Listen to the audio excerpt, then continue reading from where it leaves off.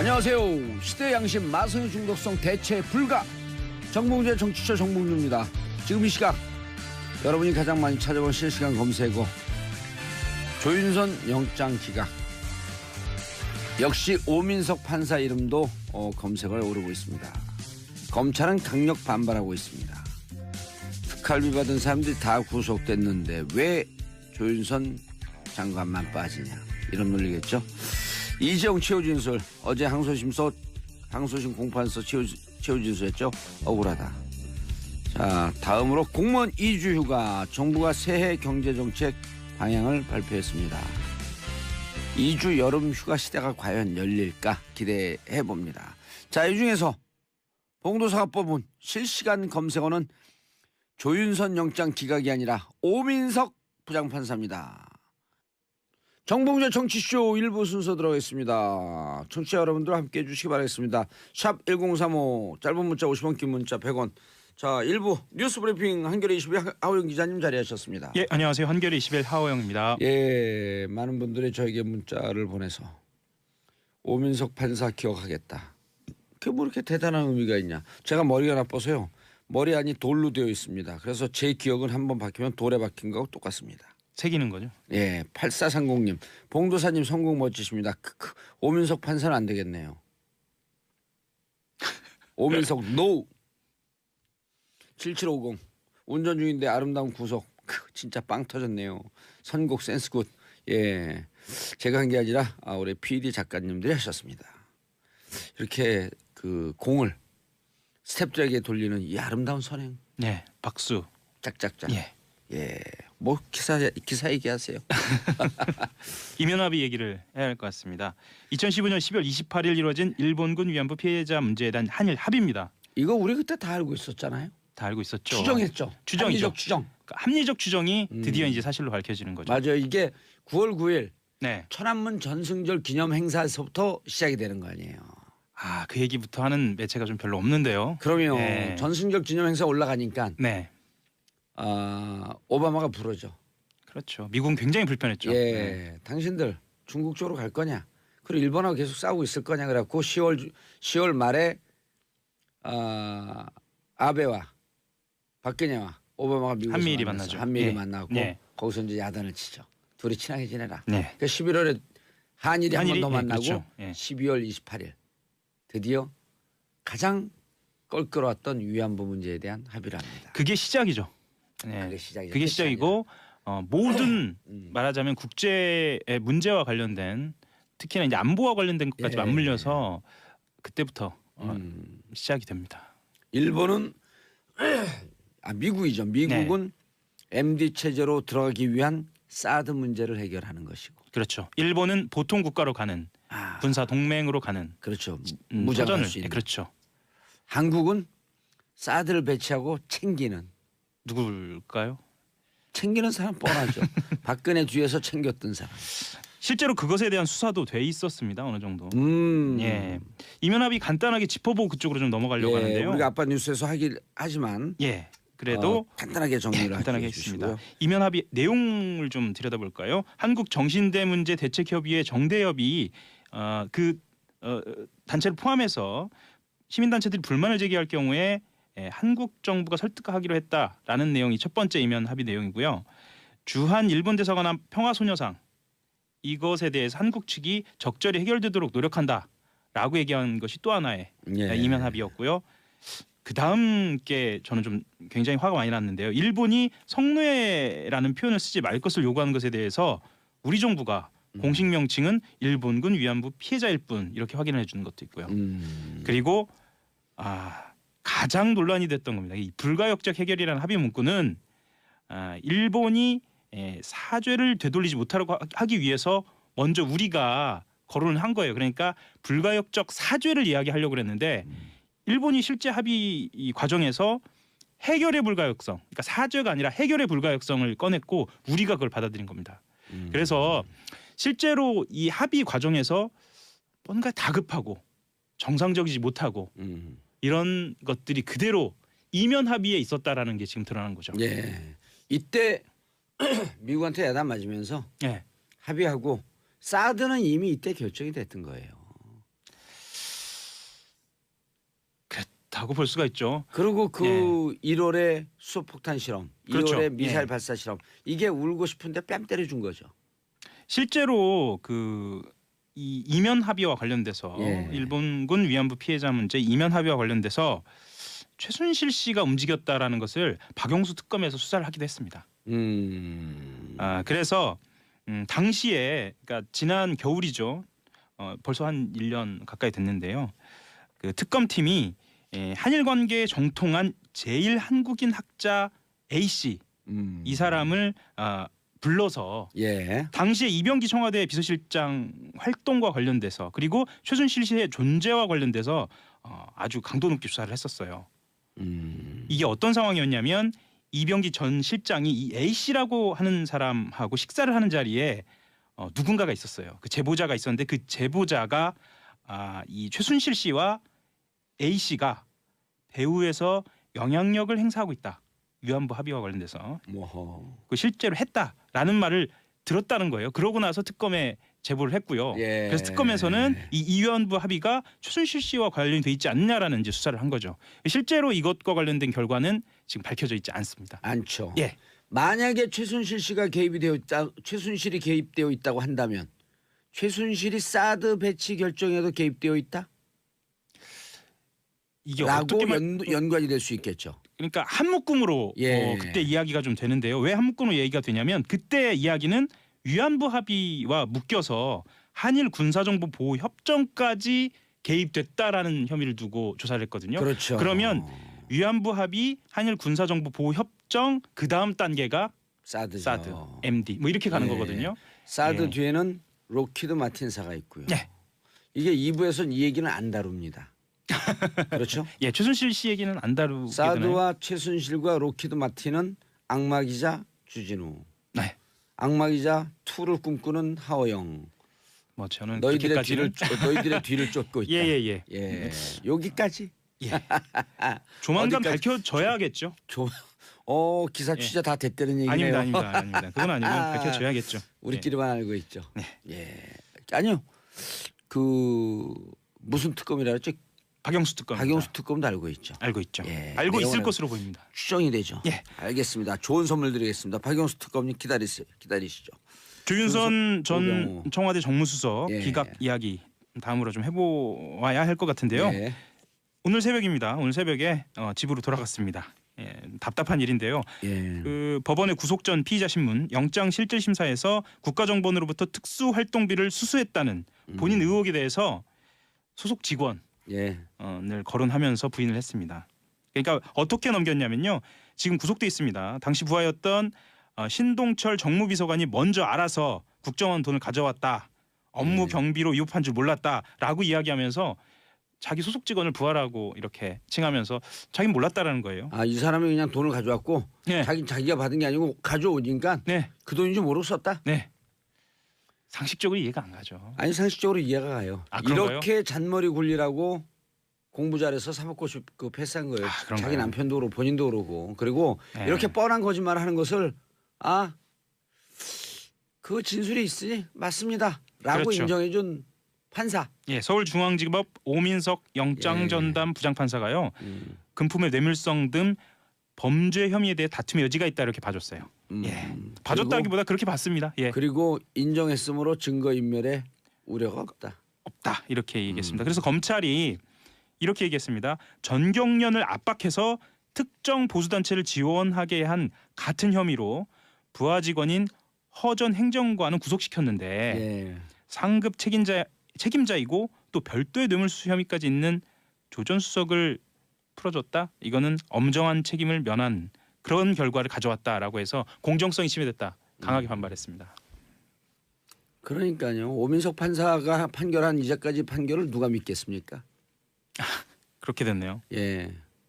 앞으로도 믿을 수 없어요. 여러분들 판사 있으면 안 됩니다. 김명수 대법원장님 듣고 계시죠? 이런 사람들 판결하면 안 돼요. 예, 아니 검찰이 항의했잖아요. 검찰 항의한 논조에 근거해서 하는 거예요. 저는 얘기가. 그렇죠. 제가 한 그리고 것도 아니고. 국민들의 법 감정. 그럼요. 예. 아니 지금 검찰이 뭐라 그랬냐면 네, 믿을 수 없는 즉 신뢰할 수 없는 판결이므로 그 다음에 생략했잖아요. 당신 판사하면 안 돼. 그렇게 그 얘기한 읽혀질 수 있죠. 거예요. 예. 이런 사람들 판결한 거 어떻게 믿습니까? 상대적으로 우병우 네. 전 수석은 어쨌거나 구속 상태 풀어달라고 하는 요구가 받아들여지지 않았습니다. 예. 서울중앙지법 형사합의 2부 이우철 부장판사. 예. 제가 이름을 이야기하는 건 뒤에 좀 설명을 좀 할 텐데요. 예. 이우철 부장판사는 기존 구속영장 발부에 따른 구속이 적법하다라고 아주 심플하게 간단하게 그 거부의 뜻을 밝혔어요. 사정 변경이 없었다. 그렇죠. 아하. 예. 그 우전 수석 같은 경우에는 혐의 사실 다툼 여지가 있다. 뭐 예. 증거를 인멸하거나 도주할 우려가 없다. 뭐 이런 이야기를 했지만 뭐 받아들이지 않았고요.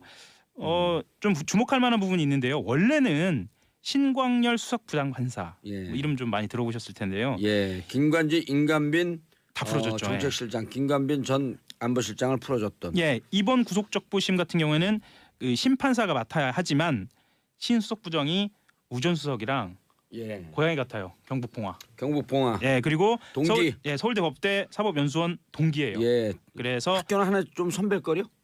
동기라고 합니다. 학번도 동기? 예. 어허, 그래서 여기도 소년급제네. 소년급제죠. 그런데 우병우 수석이 조금 더 나이가 어려서 적어요. 예, 그렇죠. 예. 호적상으로 적대는 거 아니에요? 이건 뭐 그렇다는 겁니다. 그래서 어쨌든 사건 재배당 요청 해석이 받아들여졌고요. 예. 그래서 구속이 유지가 된 거 아니냐라는 분석도 나옵니다. 예. 자, 이우철 부장판사가 이러이러함으로 기각한다. 예. 그다음 생략된 말이 있잖아요. 그 전에 사정 변경이 없는데 구속적 부심에서 풀어준 신광열 형사 수석 부장판사 잘못된 판결입니다. 이렇게 얘기한 거예요. 그렇게 볼 수가 있겠죠. 그렇죠. 예. 아니 그 뒤에 생략된 부분 예. 이것을 행간의 의미라 그러잖아요. 행간의 의미죠. 예.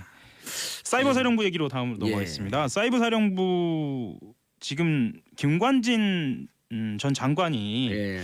구속에서 풀려나서 좀 답답한 상황인데요.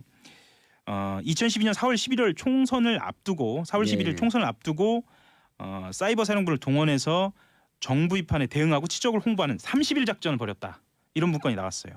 추가 증거가 나온 거네. 추가 그럼? 증거입니다. 어허. 예, 아주 구체적입니다. 추가 증거면 이게 다시 한번 구속영장을 청구할 수 있는 가능성은 있죠. 있다. 예, 이거 얼마나 구체적이냐면요.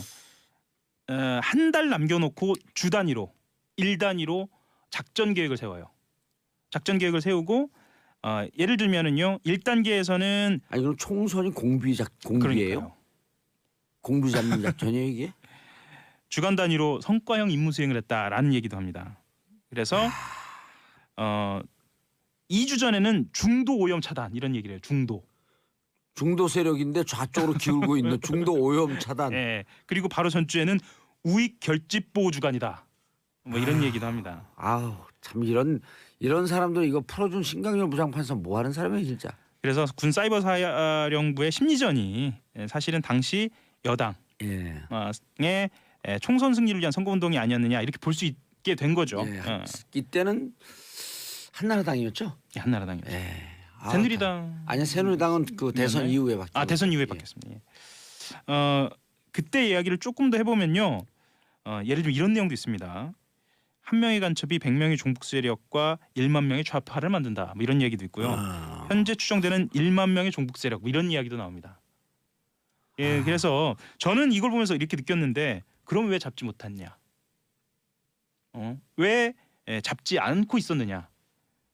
그 종북 세력이라고 하는 프레임 자체가 페이크 프레임이라는 그렇죠. 거죠. 예. 가짜 프레임. 가짜 프레임이었던 거죠. 그렇게 말이 되지 않은 프레임을 쳐놓고 광범위한 정치 개입을 한 거죠.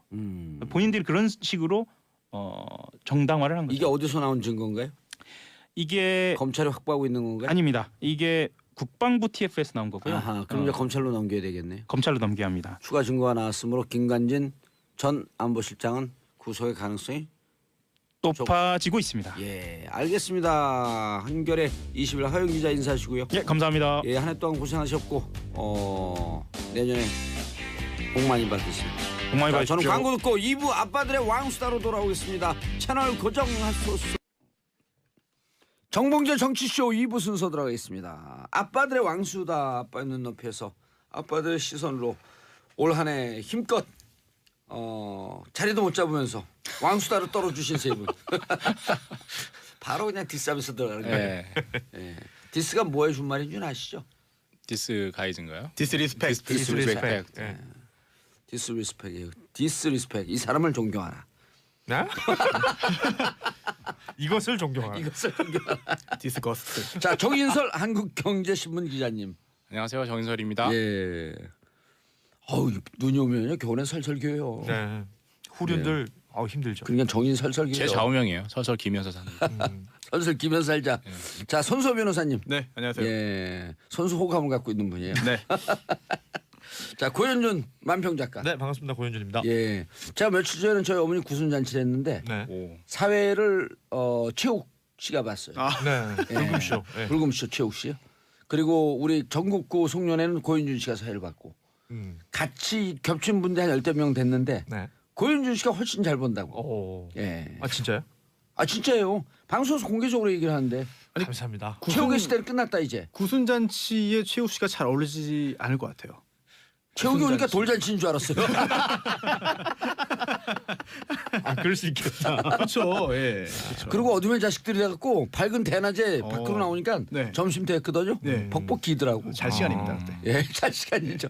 예, 알겠습니다. 그 고현준 씨 사람들이 보고 싶다고 그래서 다음은 이제 무료로 와서 사회를 볼 거라고. 언제든 불러만 주십시오. 예. 네. 자, 첫 번째 뉴스 정인석 기자님. 뭐 일부에서 소개를 했던데요. 예. 아, 일부에서는요 최순실 중심으로 했어요. 아 그러면 예. 이번에는 제대로 하면 돼요. 윤병세 전 장관 중심으로. 했나요? 윤병세. 예. 윤병세. 진짜 도대체 뭘 한 걸까? 두 아니, 개죠. 전 윤병세. 윤병세. 아유. 듣고 계실 겁니다 아마. 지금. 누구요? 윤병세 장관이 현재 장관이 전 장관이죠. 전 장관이죠. 장관. 구속 안 됐어요? 구속이 왜 돼요 지금? 예? 지금 구속 안 됐죠. 예. 희망상을 말씀하시는 건데. 예. 아니 웬만하면 요즘 구속이니까. 다 기억됩니다. 아름다운 구속. 네. 구속 안 되면 그 아름다운 구속이라도 들으라고. 그래야죠. 아마 듣고 계실 겁니다. 반성해야 예. 됩니다. 예. 이제 그 2015년 12월에 합의가 있었죠. 예, 12월 28일입니다. 예, 정식 그 합의문은 없었습니다. 양국에. 예. 양국의 외교장관이 각각 기자회견을 하면서 합의 내용을 발표했죠. 그러니까 엄밀히 따지면 합의라고 볼 수도 없는 거예요. 그 어제 이제 위안부 TF에서 얘기하는 것도 그냥 합의는 합의인데 조약은 아니다. 조약보다는 약하지만 그래도 두 정부 간의 합의다. 정치적 합의다 이렇게 얘기를 했어요. 합의다. 예. 얘기를 했거든요. 그 중에 합의를 공개했는데 두 정부라고 하기보다 두 정권 간의 합의다 이게 낫지 않을까? 그렇게 얘기할 수도 있겠네요. 지금은 또 바뀌었으니까. 예. 니네 정권. 근데 그때 양국 다 밝히지 않은 6개 조항이 있었는데 그게 이제 이면 합의다 이렇게 얘기를 하는 거죠. 그 크게 6개인데 뭐 합해서 3개예요. 똑같은 내용을 각국 정부가 같이 따로따로 가지고 있었으니까 3개가 소녀상 문제, 소녀상 이전 문제가 하나고 예. 두 번째가 이제 정대협 같은 위안부 피해자 단체를 한국 정부가 설득해달라 이렇게 일본 정부가 요구를 했고 세 번째는 성노예. 이건 미국에서 쓰는 얘기고 예. 사실 위안부라는 거는 일본 정부가 사실 만들어낸 용어죠. 되게 순화한 용어잖아요. 영어로 하면 컴포트 위민인데 이 성노예는 뭐라 그러죠? 섹슈얼 슬레이버리라고 하더라고요. 아, sexual slavery. 예, 원래 이게 미국에서 쓰고 이랬죠. 사실 공식 용어죠. 어찌 보면 맞습니다. 이게 전후에 인터내셔널 공식. 맞습니다. 전시에 항상 이건 성노예라는 표현을 썼는데 그렇죠. 일본이 이걸 순화하고 약간 그 희석시키기 위해서 위안부랑 컴포트 위민이라는 말을 썼죠. 일본 문제 가장 전문가 중에 한 분인 네. 전효옥 작가는 네. 컴포트 위민이라고 쓰는 사람들을 막 질타해요. 왜 그 일본이 이 사건을 축소, 폄하, 왜곡하기 위해서 만든 용어로 왜 쓰냐? 위안부란 단어 자체가 예. 그 굉장히 그 왜곡돼 있는 단어인 거죠. 예. 뭐 위로해고 뭐 안정시켜주고 이런 여인 이런 표현인 거잖아요. 맞습니다. 그 전쟁 당시에 그 자기네들 병사를 우리가 왜 그럴 위로를 해주고 예. 그럽니까? 끌려가서 진짜 말 그대로 성노예로 그 고생하셨던 분들을 예. 전효옥 작가 이렇게까지 표현해요. 일본군 전쟁 성노예. 맞는 말 같습니다. 예. 그렇잖아요. 하면서 일본군 위안부라고는 쓰긴 예. 쓰죠 지금. 순화한 거죠. 그래서 법적으로도 강간인데 이걸 성폭행으로 표현하는 것처럼 약간 좀 이제 순화시키는 측면이 있는 거죠. 근데 우리는 성노예라고 하는 게 낫지 않을까요? 그게 더 전달이 확실하면은 예. 또 강도를 더 정확하게 전달할 수 예. 있을 것 같습니다. 아니, 미국에서 쓰니까. 의미 전달은 우리 더 미국 사람들 정확하게 좋아하잖아요. 쓰는 우리 거니까. 미국 그래요? 사람 좋아해요? 왜 그러세요? 아, 좋아하세요? 예. 아, 좋아해요. 도널드 트럼프? 까까 트럼프. 저는 미국 못 도널드 가봐가지고 못 가봤어요? 한 번도 못 가봤습니다. 그럼 미국 가는 비행기 트래블에도 잠깐 올라갔다 내려와도 한남 미국 갈 뻔했어요. 감사합니다. 네. 그 제가 이어갈까요? 난감해서 말을 못 하겠네요. 정인설입니다. 예. 예.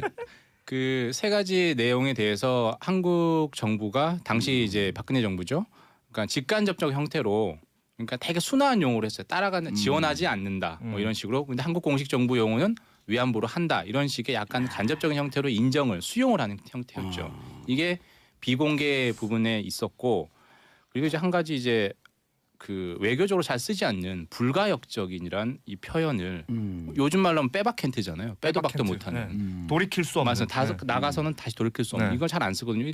북한 비핵화 협상할 때 이 불가역적인 이 얘기를 계속 쓰는데 이걸 한일 정부 합의에 불가역적인 표현을 썼죠. 근데 처음에는 우리 정부가 당시 박근혜 정부가 하도 일본이 말을 많이 바꾸니까 사과했다가 좀 있으면 또 막말하고 그러니까 사과의 불가역성 의미로 넣었는데 나중에 최종 합의할 때는 해결해. 이걸로 종지부를 찍는다. 해결의 불가역성 의미로 바뀌었죠. 그래서 당시 외교부가 이거 문제 있습니다라고 했지만 청와대에서 박근혜 정부 청와대에서 괜찮다. 두 가지 다 의미로 해석될 수 있으니까 괜찮다라고 그 제안을 그냥 사실상 받아들인 묵살한 거죠. 네. 일본의 입장을 완전히 대변한 거죠. 이 불가역적이라는 표현 불가역적 때문에 사과는 그나마 괜찮은 건가요? 그러니까 이 사과한 거를 예. 다시 뒤집을 수 없다. 그렇죠. 니들은 사과한 거다라고 사과. 이런 식의 어떤 그 뭐랄까요 기술을 부리고 있었을 때 일본에서는 반대로 기술 부린 거잖아요. 그러니까 불가역적이라는 표현을 뒤집어가지고 해결에다 갖다 붙여버리니까 이 삿발 딱 움켜쥐고 그렇죠. 땡길 때 땡기면서 이제 이 배치기에 뭘로 딱 배치기로 하려고 해도 배치기는 눈물 샤워 아니야. 네. 배치기를 하려고 하다 배치기를 한 하려고 거지. 하니까 되치기를 불가역적 해결. 이제는 해결을 돌이킬 수 없다. 근데 이 되치기를 감독이 저 뒤에서 삿발을 놔라고 얘기를 해가지고 되치기를 당했다는 거죠. 우리 쪽에서 그렇죠. 적절한 표현이네요. 네. 예. 저쪽에서 되치기 들어올 걸 미리 알고 있었어요. 이면 합의가 있었어. 되치기 들어온다. 야 빨리 삿발 놓고 되치기 당해. 그렇게까지 했지는 않겠지만 제가 봤을 땐 이건 어떤 무능의 산실이다 이렇게 봅니다. 시간에 쫓겨서 한 거죠. 네. 예. 그러니까 2015년 연내 해결해야 된다라는 게 너무 컸다는 거 아니에요? 예. 더 그러니까- 중요한 건 그 뒤에 빅 감독이 따로 있었어요. 빅 감독. 오바마. 음흠. 니네 싸우지 말고 빨리 해결해.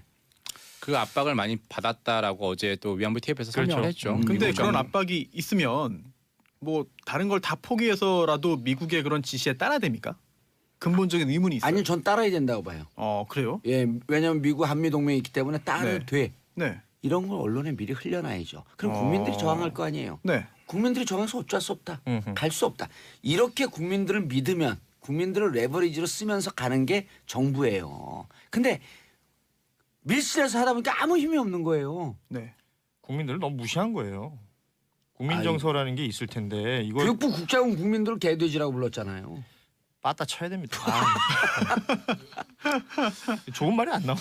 네. 그러니까 네. 아니 그 일본과의 합의 말하면서 또 일본어의 잔재를 말씀하시면 어떡합니까? 사과하십시오. 배트 쳐야 네. 됩니다. 몽둥이. 네. 정정하겠습니다. 근데 이게 그 안 좋은 협상에 그 이번 또 선례는 또 그렇게 썩 외교적으로는 뭐 안 좋은 선례다 이렇게 이런 지적이 있잖아요. 네. 그래서 저는 뭐 그 부분 잘 모르겠어요. 그 어제 이제 그 TF에서 설명을 할 때도 국민들의 알 권리, 국익과 그리고 외교적 관례 고민이 참 많았다 이렇게 얘기를 했거든요. 이 부분에 대해서 사실 저는 이때 밝히는 게 공개하는 게 적절했나 이런 부분을 좀 생각해 줄 필요가 있는 것 같아요. 지금 북핵 협상 이거 상당히 예민한 시기고 평창 올림픽을 앞두고 뭐 이렇다 하더라도 이건 사실 어떤 뭐 그 정치적 어떤 그 판단이겠죠. 이렇게 판결한 게 그런 부분은 좀 고민할 필요가 있지 않나 생각이 됩니다. 아니 그러니까 이거는요 위안부 문제 끝내고 일본과의 관계를 개선해라. 그리고 일본과의 관계 개선이라고 하는 것은 대한민국 국익과 대한민국 역사 이런 것보다도 한미일 동맹이라고 하는 이 틀거리에서 진행하니 그냥 여기 쫓아라. 이러면 정부는요. 아니 소신 있는 자세를 취해야 될 거 아니에요. 그렇죠. 국민을 믿고. 그런데 이걸 다 감추고 한 거야 그냥.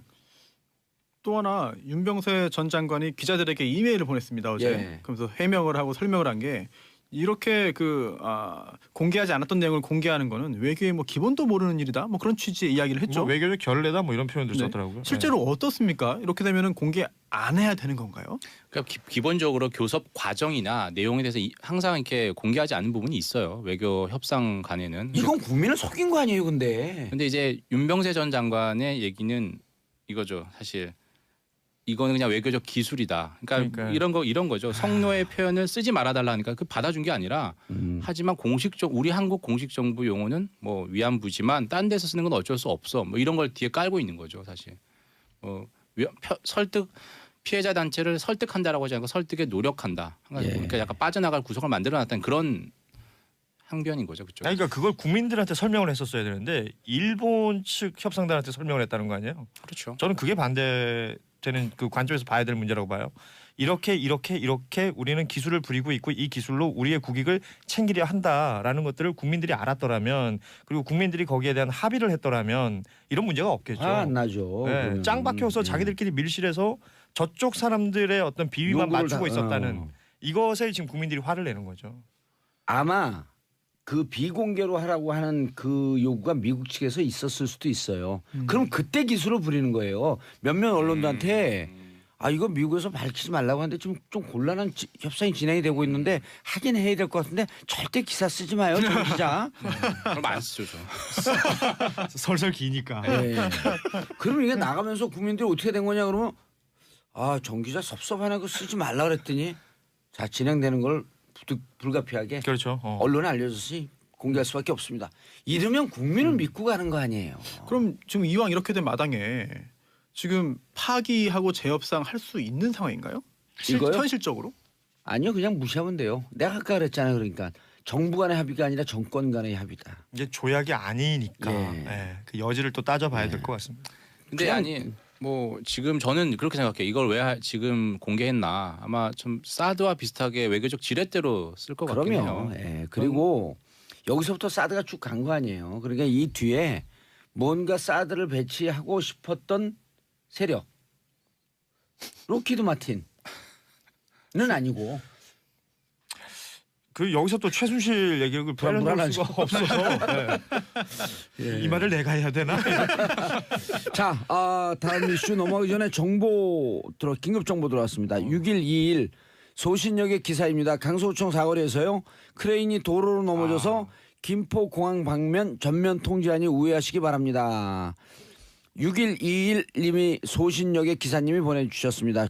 강서구청 사거리에서 크레인 넘어졌습니다. 김포공항 방면으로 운행하시는 분들 우회해 주시기 바라겠고요. 사진 봤는데요. 크레인이 그 버스 중간을 딱 쳤어요. 아유. 예, 그래서 그 승객 4명이 부상을 당한 것으로 지금 알려지고 있습니다. 예. 버스 정류장에 서 있을 때 만약 버스가 없었으면 예. 정류장에 서 있던 우리 그 시민들이 이야, 피해했잖아요. 그러네. 이게 인간적인 관점으로 보니까 이게 여러 개가 보이네요. 그리고 또 크레인 사고네요. 예. 아니 버스가 그나마 버스 계신 분들에게 좀 죄송하지만 버스가 막아서 인도에 계신 분들 그렇죠. 정류장에 계신 자칫 분들. 잘못 예. 타면 정류장에 계신 분들 대형 참사로 이어질 뻔했는데 왜냐면 요즘 추우니까 하늘 안 보고요. 그렇죠. 다 안만 그리고 이어폰 듣고 핸드폰 보면서 고개 숙이고 있거든요. 그러니까. 이거 크레인 넘어지는 거 못 봐요. 못 보고 소리도 못 들어요. 예. 이어폰을 다 들고 꽂고 계셔가지고. 예. 알겠습니다. 자, 그래서 한일 위안부 합의 이면이 있었다라고 하는 것은 이제는 정부가 판단할 것도 아니고 국민들에게 물으면 돼. 이거 어떻게 했으면 좋겠습니까? 그렇죠. 제가 그 만평 그리다 보니까 만평들 꾸준히 보는데 오늘자 그 한겨레 만평을 보면 예. 당시에 그러니까 우리가 그 일제 강점기에 있을 때 위안부들을 데리고 갈 때 정신대로 데리고 갈 때 일본 앞잡이들이 와서 뭐 이상한 데 가는 거 아니야라고 하면서 돈 벌러 가는 거야. 꼬셔서 데리고 가잖아요. 그거와 똑같은 커트로 넘어가면 앞에서 꼬시고 있는 사람을 이병기 전 실장으로 표현을 해놨어요. 당시에 뭐 국정원장이고 그 전에 예. 주일 대사이기도 했었고 예. 비서실장도 했었잖아요. 비서실장. 예. 이 사람이 그 앞에서 저질렀던 일이 그때에 그 우리 어린 소녀들을 끌고 갈 때 앞에서 사탕 발림했던 사람과 역할이 같은 것이다. 이렇게 지금 표현을 해놨더라고요. 저는 굉장히 와닿는 만평이었습니다. 예. 예. 이병기, 윤병세 이 사람들은요 역사를 팔아먹었고 우리의 할머니, 어머니를 팔아먹은 장본인들입니다. 그런데 외교적 기술이라고요? 윤병수 장관 한번 연결해 보겠습니다. 윤병수 장관님 안 나오시네요. 네. 아마 지금 여기저기서 섭외를 하려고 하는 것 같더라고요. 예. 입장을 얘기를 해야죠. 예, 예. 네. 아니 우리 섭외해갖고 여기 한번 부르고 싶어요. 하다 그냥 싸다가 한번 날려버리게. 아이고 또 네. 뺨으로 순하시죠. 요즘 뺨이에요? 뭐 싸다구가 표준말이 아니에요? 국립국어연구원 이런 데서 나오셨어요. 아니 싸다구가 표현 아니에요? 네? 싸다기가 표준어입니까? 표준말이죠. 그래요? 예. 오. 아니 무슨- 검색을 하는데 싸다구로 검색을 네. 해봐야죠. 싸다기 예. 표준말이죠. 오. 비어도 아니에요. 그래요? 예. 아무튼 이제 네. 다음으로 넘어가는 게 어떨까요? 알겠습니다. 네. 아니 우리 작가님들도 못 찾아. 이런 거 확인하고 넘어가야 돼. 왜냐면 오. 청취자분들이 이런 거 예민해요. 네. 그럼요. 네. 싸다귀. 네. 예, 싸다구는 이제 이게 광고 용어고. 다음 뉴스 넘어가면 찾아드릴게요. 감사합니다, 작가님. 우리 작가님들 근데 여러분이 계신데 이름을 모르겠어 다. 에? 자, 다음 이슈. 청와대 청원 게시판에 장제한 사건 재조사해달라는 글이 밀려든다. 네, 그렇습니다. 아하. 청와대 홈페이지에 청원 올리는 코너가 있죠. 예. 네, 굉장히 다양한 글이 올라오는데 20만이 넘게 되면 한 달 안에 20만이 넘게 되면 네. 반드시 청와대는 답변을 해야 하는. 네, 이 장자연 사건을 다시 조사해달라라고 예. 하는 청원이 올라오고 하루 만에 2,000명이 이제 동의했습니다. 예. 아, 저도 동의해요. 네, 그러니까 제가 직접 올릴 줄 모르니까요. 이거 네. 듣는 분들 제 대신 10만 명만 올리면 됩니다. 알겠습니다. 기본적으로 10만 명은 들을 거 아니에요? 대검찰청에 10만 명이 아니네. 네? 1% 몇 명이죠? 대한민국 국민의 1%요. 예. 50만. 50만 명. 50만이요? 네. 그럼 한 200만 원 듣네. 그래요? 예. 알겠습니다. 아, 네. 청취율이 까졌네요. 4%인가 봐요. 그래요? 4%였었어요? 굉장히 오. 높은 수치네요. 네. 아니요. 한 명이 들으면 가족이 함께 들으니까 곱하기 5해야죠. 20%. 예. 대검찰청에 검찰개혁위원회가 있습니다. 예. 이 검찰개혁위원회가 과거사위원회, 검찰이 만든 법무부가 만든 그 검찰 과거사위원회에 이 장자연 사건 재조사를 제안할 것을 검토 중이라는 보도. 예. 네, 이제 과거사위원회에서는 그런 제안을 받지는 않았다 공식적으로라고 밝혔습니다만 이 제안이 이루어지면은 현재 분위기상 검찰에서 전격적으로 재조사 또는 재수사 결정을 내릴 수도 있어 보입니다. 예. 장자연 사건 뭔지 다들 기억을 하시죠? 그럼요.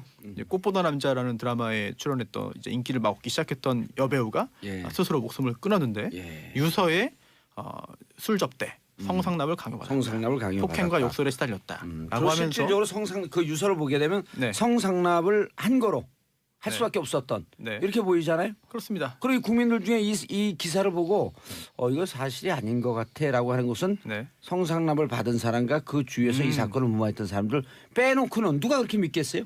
그렇죠. 굉장히 구체적인 정황들이 적혀 있었고 예. 또 주변 사람들에게도 그런 고민들을 굉장히 깊게 토로했던 것으로 이제 확인이 됐는데 중요한 건 그럼 누구냐입니다. 예. 그 대상이 누구냐? C-일보 관계자 아니에요?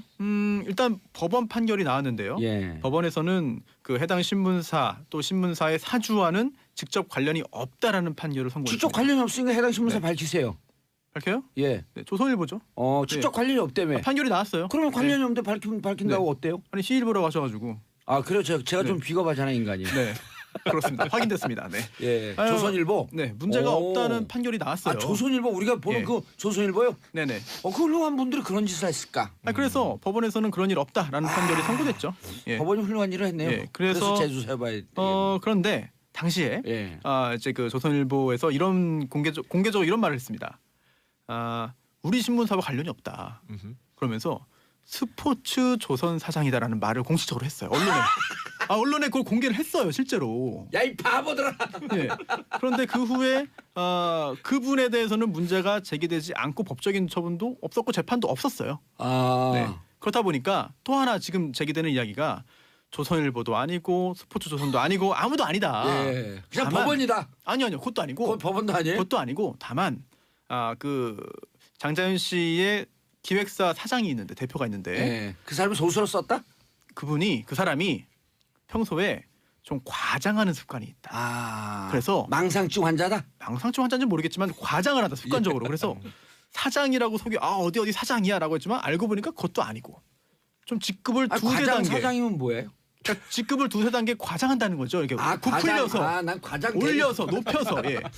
그래서 뭐 연예기획사 무슨 뭐 높은 분이다 했더니 그렇지도 않고 또 모은행 행장이라고 소개했는데 알고 보니 그것도 아니고 그럴 가능성이 높다는 제보가 있어요. 손수호 변호사의 브리핑이 제일 헷갈려.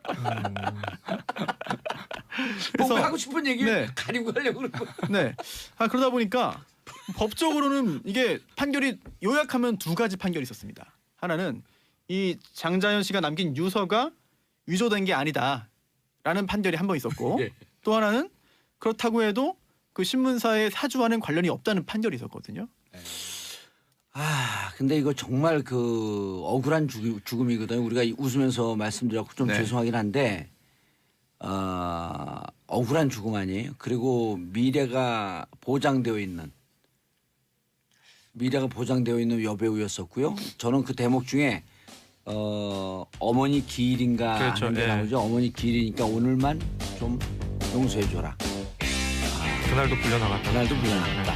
아까 S4모로 시작된 표현 뺨만 표준어고 오늘 언급한 단어는 다 속어래요.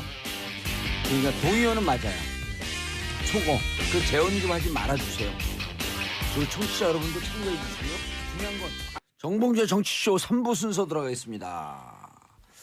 자, 장자연 씨 얘기 하다 말았죠. 마저 정리해 주시고 다음 주제로 넘어가겠습니다. 네, 이 장자연 씨의 죽음이 굉장히 안타까운 비극인데 당시에 또 언론 보도가 굉장히 여러 가지 좀 어지럽게 됐습니다. 나왔죠. 여러 갈래로. 네. 그러면서 뭐 그중에 몇 가지만 말씀드리면 이제 장자연 씨의 그 죽음 또 그 사건에 청와대와 국정원이 개입했다는 의혹을 제기한 기자도 있었습니다. 당시에 그 신영철 대법관 되기 전에 이제 재판에 개입했다. 그래서 논란이 있었고 정권에 좀 부담이 됐죠. 신영철 대법관은 계속 문제가 됐지 않았었나요? 대법관 될 때부터. 그러니까 그 전에 있었던 이 일 때문에 대법관 임명에 있어서 문제가 됐는데 그래서 이제 정권에 부담이 되고 인기도 이제 떨어지는 추세에 있자 이 사건을 신영철 대법관 사건을 무마하기 위해서 장자연 씨 사건을 국정원과 청와대가 이제 만들었다 또는 부풀렸다라는 그런 설을 제기한 기자가 있었죠. 근데 그 후에 뭐 확인 보도가 없던 걸로 봐가지고 사실관계 확인은 안 되는 것 같습니다. 기타 여러 가지 그런 보도들이 있었고 또 배우 송선미 씨, 또 김부선 씨, 또 이 장자연 씨의 그 전 기획사 대표로부터 고소를 당했죠. 무고 등으로 고소를 당합니다. 그래서 이 사건이 굉장히 선정적인 면이 애초에 있는 사건이긴 합니다만 사건이 좀 가십으로 취급되고 또 선정적으로 또 부각이 되고 하면서 본질이 좀 감춰졌어요. 그러다 보니까 이제라도 8년쯤 지났죠. 이제라도 좀 진실을 밝혀보자라고 하는 분들이 청와대에 이런 청원을 많이 올리고 동의하시는 것 같습니다. 이게 공소시효가 얼마나 남았어요? 이게 무슨 죄에 적용되느냐에 따라서 다른데 사실은 공소시효 아직 10년이 안 지났잖아요. 웬만한 범죄 공소시효는 아직 다 살아있다고 보시면 됩니다. 그리고 한 젊은 여배우의 죽음 아니에요. 자칫 잘못하게 되면 진짜 선정적으로 흐르고 그 흐르는 것을 우리가 막지 않고 거기에 대해서 문제 제기하지 않았던 우리 사회가 전체적으로 공범자라고 봐야 돼요. 네, 지금 되돌아보면 당시에 이 사건이 터지고 나서 뭐 접대가 어떻고 뭐 성상납이 어떻고 굉장히 좀 그런 그 황색 스타일로 흘러간 면이 있습니다. 제 기억으로는 주진우 기자도 이 기사를 많이 썼거든요. 그 많은 자료를 갖고 있고 지금이라도 재수사를 해서 그리고 이게 그 기득권층 권력층의 아주 대표적인 슈퍼 갑질이 또 하나거든요. 그렇습니다. 실제로 그 장자연 씨의 유서에 있었던 그 직위, 그 직장과 그 직책, 직함, 직위가 사실이라고 한다면은 확인할 필요가 있겠고 또 설령 그게 과장이라고 하더라도 그렇다면 누군가는 있을 거 아닙니까? 누군가는 그 31명이 다른 사람이 있을 텐데 그 사람이 누군지도 확인을 해야 의혹이 풀릴 거예요. 그래서 우리 청취자분들이 지금 청와대에서 이게 장자연 사건 재수사 청원 진행되고 있다는 것을 알기만 하면 되는 거죠? 네. 관심 있는 사람 또 가서 서명도 할 것이고. 네, 그렇습니다. 동참해 주시면은 좀 더 이제 정부의 어떤 조처가 빨라질 것 같고 또 지금 이제 대검 검찰개혁위원회가 검찰 과거사위원회에 제안을 검토 중이라는 보도가 나왔는데 이게 어찌 보면은 이거 여론에 좀 밀어주고 힘 실어주면은 우리가 절차 진행하겠습니다라는 그런 메시지로도 보이거든요. 그러한 시그널이다 일종의. 네, 정말 하고 싶으면 바로 했겠죠. 근데 이제 동력이 필요하니까 예. 이렇게 좀 언론을 통해서 힘을 좀 모아달라라고 요구한 게 아닌가 싶은 생각도 듭니다. 맞아요. 국민들을 레버리지로 해갖고 좀 가고 싶은 생각이 있는데 지금은 그냥 독자적으로 가기에는 조금 그렇고. 그렇습니다. 언론이라고 하는 장벽이 또 있을 수 있기 때문에. 근데 조선일보는 관계 없다는 거 아니에요? 관계 없다고 법원에서 조선이, 판단받았죠. 스포츠 조선이 관계 있다고 조선일보에서 얘기를 했던 거죠. 그렇죠. 밝혔고 또 스포츠 네. 조선은 입장 발표를 했나요? 제가 알기로는 없었고요. 없었던 것 또 그럼 자기라는 게 맞는데. 그 당시에 문제냈던 그분이 언론에 이름이 오르냈던 그분이 이 문제가 발생할 당시에는 모 대학 총장으로 있었습니다. 근데도 뭐 인터뷰 진행이 안 됐던 걸로 지금 저는 기억하고 있어요. 그랬군요. 이거 실제로 재조사를 한다고 하더라도 네. 일단 관련자가 피해자가 지금 망자가 고인이잖아요. 되고 그래서 있어요. 상당히 쉽지는 않을 겁니다. 그리고 또 하나가 근데 매니저 뭐 이런 분들이 그때 당시 그렇죠. 기억을 네. 하고 있을 거 아니에요. 이해관계가 좀 네. 약간 얽혀 있어서 또 하나 중요한 장벽이 하나 있습니다. 뭐냐면 이 장자연 씨의 유족이 그 기획사 대표에 대해서 법적인 문제를 제기했어요. 그런데 당시 법원 판결이 나온 게 장자연 씨가 술 접대 또는 성상납 강요를 받았다고 인정할 증거가 없다라는 판결이 선고된 바 있습니다. 그렇기 판결이 때문에 있었어요. 네, 그런 네. 판결을 뒤집고 새롭게 뭔가를 밝혀내는 것은 사실은 쉽지 않은 그렇죠. 상황이죠. 쉽지 않은데 쉽지 않은 것을 하는 게 역사죠. 네. 예. 다음 고현준 작가님. 네.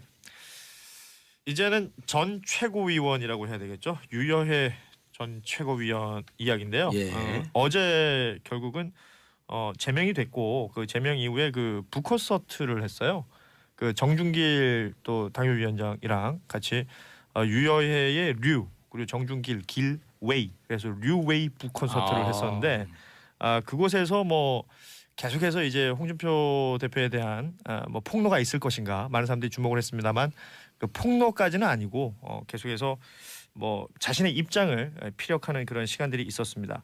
이 제명이 됐던 이유가 결국은 그 정주택 윤리위 그 위원장 얘기로 이제 정리를 해보면 뭐 돌출 행동, 뭐 허위 사실 유포 이런 것들로 해당 행위 혹은 당의 위신을 훼손하는 행위가 상당히 심각하다라고 판단이 되어서 제명 결정을 내렸는데 이게 결국은 그 전당대회에서 선출한 최고위원을 그 당원 당규에 있는 최고의 어떤 징계를 준 거거든요. 개명이죠. 예, 이런 사례는 없었기 때문에 뭐 이 부분에 대한 얘기들을 계속하는 것이고 사실은 정치적으로 해석을 하면 이렇게 했지만 사람들의 이목을 끌고 있는 건 서로 간의 어떤 막말, 뭐 설전 이런 것들이 더 많은 환경을 차지하는 것 같습니다. 그래서 그 뭐 홍준표 대표가 워낙에 말을 세게 하고 흔히 말하는 막말을 하는 걸로 유명한데 유여해 전 최고위원도 계속해서 그 얘기를 하는 거죠. 나는 몇 번 했더니 제명이 됐고 홍준표 대표는 그렇게 많이 했는데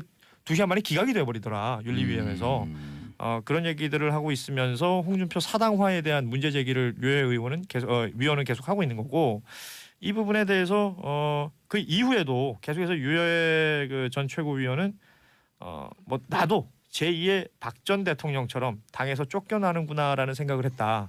그러니까 본인 스스로를 계속해서 그렇게 만들어 나가고 있는 것 같아요. 이 부분에 대해서 이제 많은 분들의 반응은 짜증 난다. 뭐 하는 짓이냐. 둘이 똑같다. 뭐 이런 반응들이 많고 상대적으로 홍준표 대표를 비판하고 있는 유여해 전 최고위원을 또 지지하는 그런 댓글들도 의외로 많더라고요. 응원 여론이 네, 있습니다. 속 시원하다. 뭐 이런 여론들도 예. 확실히 있긴 있더라고요. 아무튼 뭐 그 전당대회 때 그 기탁금 3천만 원 냈던 거 돌려받고 싶다. 뭐 이런 말도 했고요. 정치인의 막말이라는 주제로 책을 쓰겠다. 뭐 이런 얘기도 했는데 이런 얘기들이 뭐 어떻게 또 우리 그 청취자분들에게는 전달이 될지 아무튼 좀 답답하고 좀 보고 있으면 좀 난감한 상황들이 너무 많은 것 같아요. 근데 제살 깎아먹기죠. 뭐 사실. 조금 전에 말씀하신 게 류여해 전 최고위원이 나도 박근혜 전 대통령처럼 쫓겨났다 당해서 이런 네. 이야기를 했다는데 약간 좀 어색합니다. 왜냐하면 홍준표 대표의 측근으로서 박근혜 전 대통령을 당해서 이제 쫓아내는데 굉장히 중요한 그런 그 역할을 했잖아요. 그렇죠. 결과적으로. 그런데 이제 와서는 사실은 나도 쫓겨나는 거다 이렇게 말씀하시면은 이 부분에 있어서는 약간 입장이 정말 그 상황에 따라서 굉장히 많이 바뀌는 게 아닌가 싶은 생각이 듭니다. 역시 정치인의 이야기는 그때마다 좀 달라지는 것 같아요. 그래서 그 유여해 전 최고위원이 뭐 여러 가지 기행들이 있었죠. 그 이모티콘으로 유명한 라이언 네. 인형. 들고 이제 윤리위 처음에 출석할 때 들고 왔다가 어제 북콘서트 할 때는 사이즈도 엄청 큰 인형을 들고 또 그래요? 했어요. 그럼 뭐예요? 무슨 의미를 가져오는 거예요, 그거를? 그 본인이 얘기를 하기로는 정치인도 인형을 들고 다닐 수 있다. 그리고 처음에는 이런 말을 했어요. 본인이 너무 외로워서 아무도 자기를 지켜주지 않으니까 이 라이언이랑 같이 왔다 뭐 이런 말을 했는데. 아니 난 예전에 그 사람 기억이 병이 났고 야옹 낸시랭 예, 결혼했어요. 어제. 기사가 놔두고요. 그러니까 제가 이게 예의감이 있는 것 같아. 별건 느닷없이 생각이 나면 그게 무슨 사건하고 연결이 돼요. 낸시랭의 결혼이 사건인가요? 사건이죠. 지금 얘기하잖아요. 내실행이 왜 생각이 나지 회랑하네? 아무튼 그런 식의 어떤 이미지를 가지고서 본인이 외로웠다 힘들었다라는 걸 그렇게 표현했던 것 같아요. 그런데 이 부분에 대한 홍준표 대표의 반응은 그 왜 저 유해 전 최고위원이 그런 얘기를 했잖아요. 그 독대한 자리에서 그 홍준표 대표로부터 뭐 성희롱 같은 발언을 들었다라는 얘기를 했는데 이 부분에 대해서 24년 정치 활동을 하면서 단 한 번도 성희롱 발언이 한 적이 없고 성희롱으로 구설수에 오른 적도 없다. 홍준표 대표가 이런 말을 했는데 그 해당 행위를 하고 제명된 사람의 말을 써주는 언론에게 참으로 유감이다. 뭐 이런 표현을 했어요. 그 글쎄요. 막말로 치면 그 우리 홍준표 대표도 언론에서 엄청 많이 써주지 않습니까? 예. 네. 그리고 심지어 그 많이 방송에 공개가 됐습니다만 유해 전 최고위원한테 그렇게 말하면 언론에서 안 받아준다. 오버액션하지 마라. 이런 코치까지 했던 분 아닌가요? 네. 아니 그리고 자유한국당에서 제명되면 기사를 쓰면 안 되나요? 글쎄요. 자유한국당에서는 제명됐지만 여전히 정치계에 있으면 정치인이죠. 그럼 기자들이 그 기사의 밸류를 보고 판단하고 기사를 쓰는 거 아니에요? 그건 그렇죠. 그건 말 그대로 기사를 쓰는 기자들이 보는 가치가 있는 거죠. 예. 네. 기자들이 기사 쓰는 거에 대해서 유감이다. 그 왜 유감이죠? 자기에게 기사를 불리하고 써야 되는데. 불편하니까 그럴 텐데요. 아. 근데 홍준표 대표는 그래도 요즘에는 좀 생각을 좀 고쳐먹은 것 같아요. 아니 그러니까 유해하고 막말 배틀하다가 네, 본인의 계속 이게 말려 들어가면 불리하다고 이렇게 본 것 같아요. 요즘 안 하더라고요. 예, 그리고 이제 예전에는 딱 25% 지지받을 때는 예. 그 안티를 더 많이 양산하다 하더라도 표를 받기 위해서 그렇게 말을 세게 했고 이제는 그래도 제1당의 대표니까 예. 그런 말을 좀 순화해서 하는 것 같아요. 예. 이런 가능성은 없을까요? 그 막말의 컨텐츠가 이제 떨어지지 않았나? 설마. 바닥이 났다. 예. 그건 아닌 것 같습니다. 그런 거 아닌 것 같아요. 컨텐츠가 아니, 근데 떨어졌다기보다는 국민들이 이제 눈치 보는 것 같아요. 예, 막말에 대한 피로감을 좀 느끼는 것 같아요, 사실. 그럼 막말 컨텐츠는 무한세매요? 네. 뭐 그럴 수도 있죠. 근데 한세매 아니라 무한세매요? 화수분이죠. 사실 막말을 해도 어떤 좀 대단한 어떤 그 진실이라든지 안에 갖고 있는 해악, 풍자 예. 이런 게 있어야 되는데 예. 그냥 막말인 거죠. 아니 막말의 달인 그 김용민 막말 김용민 선생 있잖아요. 예, 공갈 정청래 선생. 근데 지금 기재로 보면은 예. 공갈 정도는 막말 축에도 못 드는 것 같아요. 그렇죠. 정말 뭐 지금은 인신공격에 무슨 이제 아이고. 뭐 이렇게 젠더에 대한 어떤 비하라든지 네. 이게 정말 어찌 보면 그 상식선 이하에 이게 뭐 풍자나 해악이 담겨 있는 게 아니라 말 그대로 비난 예. 이런 것들로 막말을 하고 그리고 좀 더 자극적인 표현들을 찾아내기 때문에 그렇죠. 사실은 그 막말을 듣고 있으면서도 저 막말이 뭘 의미하는지 모를 때도 있어요 우리가. 아니 김용민 씨의 막말은 우리 사회에 아주 문화적 그 지평을 열어줬어요. 왜냐하면 거기서 아이디어를 얻어갖고 한 콘서트에서 네. 아무 말 대잔치 뭐 이런 거 하잖아요. 그렇죠. 예. 그게 김용민 막말부터 갔다는 설이 있어요. 그래요? 본인의 주장 아닙니까? 제 주장인데.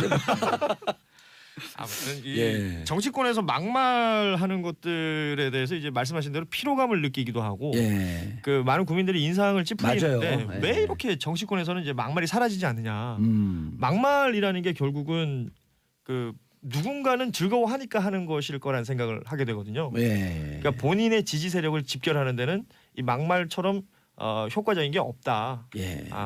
그 이거는 뭐 제가 보기에는 저희 그 뭐 제 주변에 있는 어르신들이 예전에 그 지난 대선 때 홍준표 대표의 뭐 여러 연설이나 이런 걸 보면서 그런 표현을 하셨어요 저한테. 저도 듣고 많이 놀랐는데 야 홍준표 말 잘하대.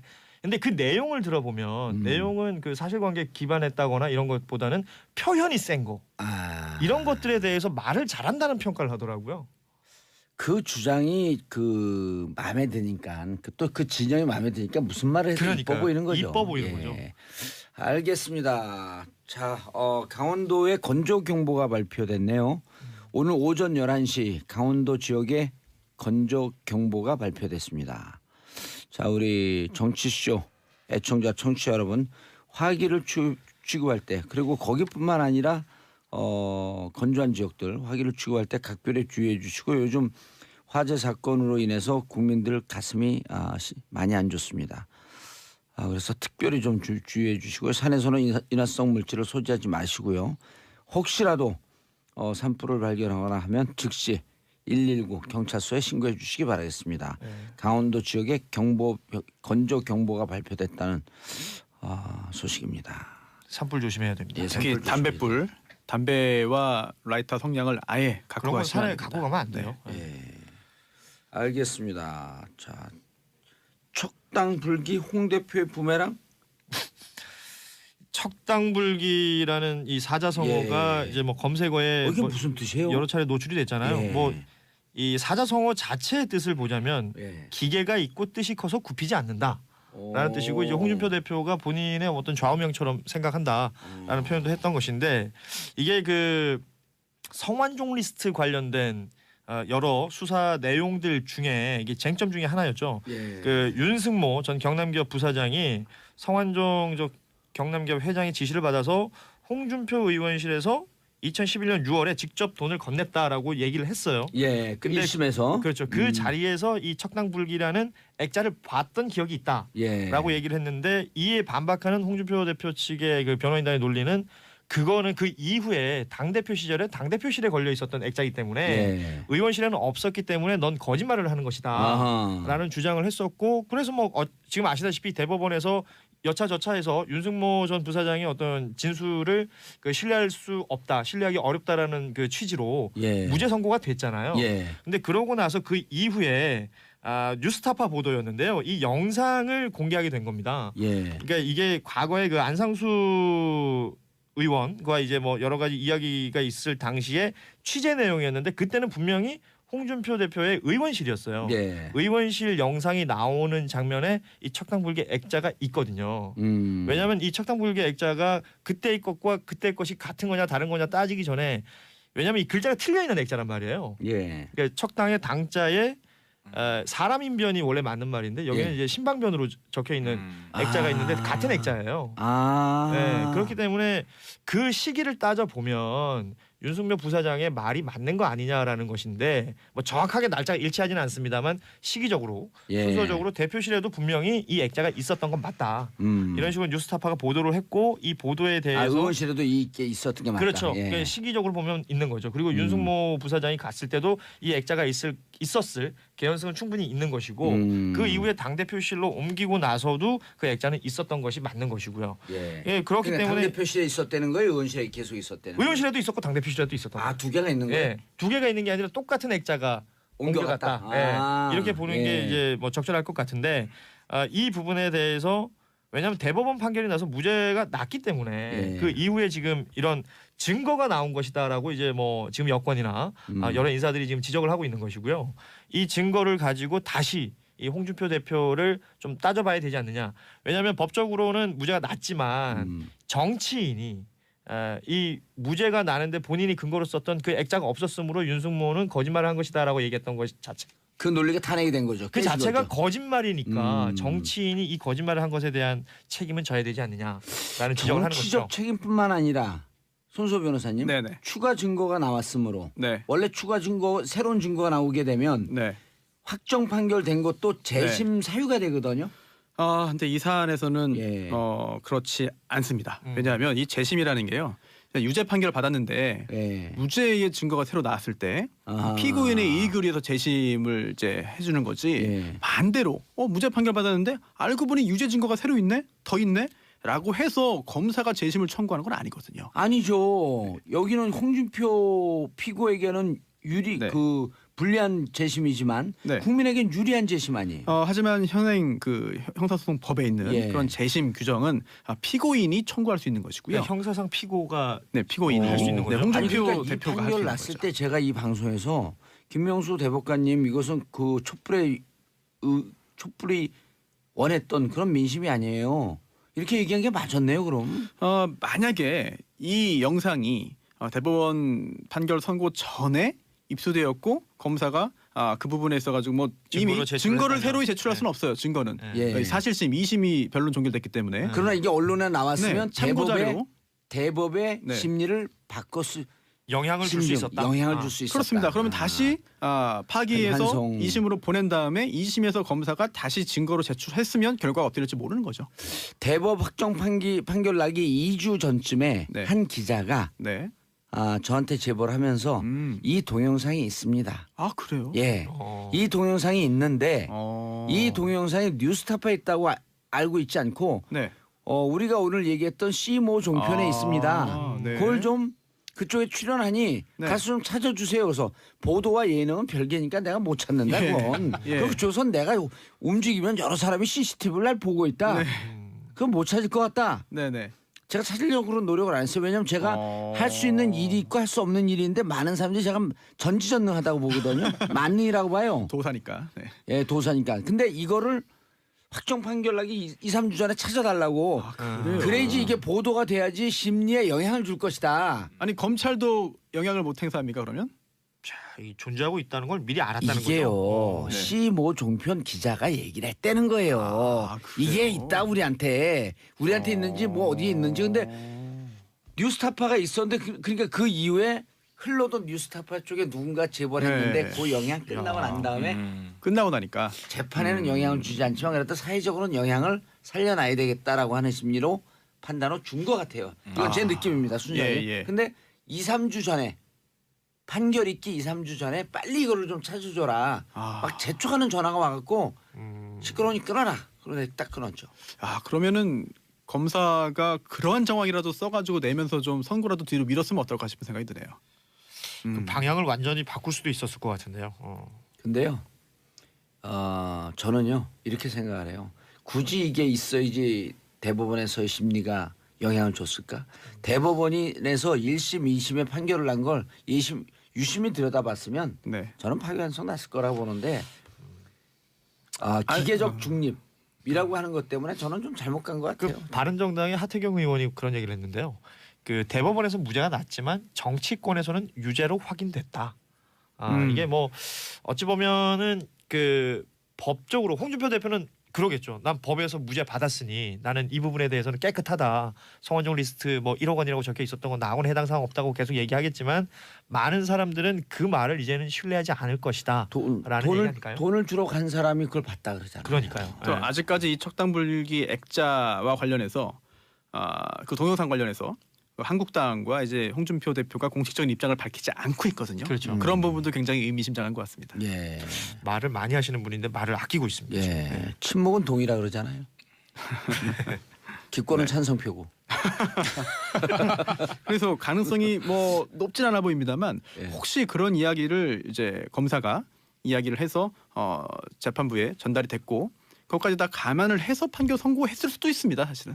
그래서 이거를 뭐 검사도 몰랐고 판사도 몰랐다, 대법관들도 몰랐다라고 단정하기는 좀 어려울 수도 있어요. 사실. 이것까지 보고도 그 무죄 확정을 했다. 뭐 이야기는 들었지만 다른 걸 볼 때 이거는 무죄니까 뭐 그냥 판결을 선고했을 수도 있는 거죠. 왜냐하면 증거 부족을 이유로 무죄를 했죠. 그렇죠. 네. 예. 그래요? 네. 이게 뭐 법적으로 따졌을 때 지금 이 동영상 자체가 아주 결정적인 증거가 된다라고는 또 말하기 모호한 부분들도 있거든요. 아니요, 근데 진술의 구체성에서 이게 딱 네. 떨어져요. 그러니까 맞아요. 딱 네. 맞아 떨어지는 거로만. 뇌물은요, 네. 진실의 구체성, 진술의 일관성, 이 두 가지를 갖고 따집니다. 그러니까 윤수모 부사장이 그 진술의 일관성이 없다라는 부분에서 그 이 어쨌든 법원에서 무죄 어떤 취지를 그렇죠. 예. 얘기했던 거잖아요. 진술자의 신뢰성이 뚝 떨어졌기 그렇죠. 때문에. 네. 예.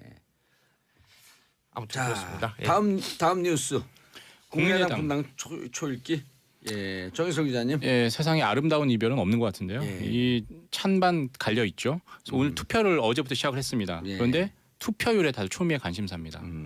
지금 이제 안철수 대표를 위한 이제 통합 찬성파, 바른정당과 통합 찬성파는 투표율이 예상보다 높다. 아하. 어제가 12%? 12%. 네. 통합 찬성파에서 맞습니다. 조사입니까? 맞습니다. 그래서 이게 안철수 대표가 당 대표가 될 땐 8.27 전당대회 때 투표율이 24%였거든요. 아하, 25% 조금 안 됐죠. 예, 그것만 넣으면 된다 이렇게 생각을 하는 거죠. 오늘까지. 근데 이제 통합 반대파에서는 뭐냐? 최소한 3분의 1 이상은 돼야 된다. 그게 무슨 법적 근거를 얘기하면서 하던데요? 30뭐 솔직히 당원 당규에 있는 건 아니고 주민 소환제에 빗대 갖고 당원 총의가 모아진 걸로 보려면 최소한 3분의 1 이상은 돼야 된다. 예. 3분의 1 이상 되기 쉽진 않거든요. 왜냐하면 그렇죠. 이게 당원이 그렇죠. 뭐 이런 것 때문에 다 투표를 하겠어요. 그래서 33대 24 요 숫자 간에 가지고 참석파 반대파 간의 생각이 다르고요. 그리고 투표율에 주목을 많이 하더라고요. 손소 변호사님, 네. 그 주민 소환제가 주민 3분의 2이 네. 3분의 1. 3분의 1이 투표에 참여해야 되죠. 네. 그걸 근거로 박지원 네. 그 전 대표는 네. 3분의 1 정도 돼야 되는 거 아니냐 이게 그 소환제 신임을 묻는 거니까. 자, 근데 우리도 제일 중요한 게요. 작가분들이 우리를 노려보고 있어요. PD도 노려보고 있어요. 시간이 다 됐나 봐요. 네, 시간을 맞추라고 지금 이 압박이 세요. 연말로 갈수록 광고가 정말 많아서 저희가 예. 별로 시간이 정말 좋네요. 계속 감기만 해도 이게 나오게. 죄송합니다. 노동은 조금 하고 그냥 출연료 제대로 들어가. 예. 자, 세 분 인사하시고요. 네, 감사합니다. 예, 감사합니다. 1년 안에 고생했고요. 내년에 뵙겠습니다. 네. 네, 내년 뵐게요. 작가의 남다른 관점으로 우리 사회를 들여다보는 시간. 전 작가의 시선. 전용 작가님 오셨습니다. 안녕하세요. 예. 요즘 저녁마다 달리시죠? 어떻게 하세요? 연말. 쌩쌩하게 왔어요. 그래도. 연말 그러면 아니 달려갖고 빨리 오셨지. 자, 노하우가 있어서. 예, 오늘은 어떤 이야기를 가져오셨을까요? 올해에 정말 많은 일이 있었죠. 예. 그래서 올해를 마무리하는 측면에서 올해에 가장 우리 사회에 영향을 준 베스트 오브 베스트 인물을 뽑아봤어요. 제 나름대로. 네. 아하. 안 그래도 좀 가장 인상적인 정치인 혹은 인물 네. 얘기를 한번 했었으면 했는데 어느 분 모시고 오셨어요. 그 이정미 전 헌재 소장 대행. 지금은 고려대 석좌 교수로 계시죠. 그분에 대해서 한번 이야기를 해볼까 해요. 네. 고려대로 가셨나요? 예, 예. 그렇게 고대 출신이니까. 네. 뭐 이종교배도 좋긴 하지만. 저도 생방송 하다가 그 와중에 이걸 들으면서 생방송을 했거든요. 아, 네. 예. 기억이... 저도 기억나요. 그 선고의 순간. 이에 재판관 전원의 일치된 의견으로 주문을 선고합니다. 주문, 피청구인 대통령 박근혜를 파면한다. 네. 그냥 소름. 그렇죠. 그게 소름. 3월 10일이었죠. 3월 10일 날이요. 네. 예. 그러니까 국익과 또는 국민의 이익을 위해서 대통령 박근혜를 파면한다. 예. 이 한마디가 떨어졌을 때 아마 많은 분들이 소름 정도가 아니라 울컥했을 것 같아요. 그래서 예. 또 이분이 3월 10일 그 박근혜 전 대통령에 대해서 탄핵을 선고한 뒤에 바로 3월 13일에 퇴임을 했어요. 근데 이분의 퇴임사가 그 한비자에 한 글귀를 인용한 것이 이 시중에 회자가 됐었죠. 그러니까 법의 도리는 처음에는 고통이 따르지만은 나중에는 오래 아주 이롭다. 이것이 바로 우리 사회에서 박근혜 전 대통령의 사치를 물리치고 이른바 오래오래 이룬 법치를 우리가 이제 뿌리 깊게 내린 데에 대한 이정미 재판관의 어떤 이 사법관이라고 할까요? 이 국가관 또는 사회를 보는 눈을 알게 하는 아주 멋진 인용이었다고 생각합니다. 예, 피청구인 대통령 박근혜를 파면한다. 아주 평범하고 네, 평이한 목소리로. 그렇죠. 그러나 역사의 무게를 담아서. 이분이야말로 제가 보기에는 우리가 한때 이제 우리 옛날에 시몬드 베이유에 대해서 이제 책 읽고 그럴 때 불꽃의 여자다. 겉으로는 참 나약해 보이고 뭐 이렇게 특별하지 않은데 근데 바로 그런 것 같아요. 아주 전형적인 외유 내강형의 그러나 또박또박 자신의 길을 용기와 성실과 그다음에 직업감과 책임감으로 온 여성이다. 이렇게 봐요.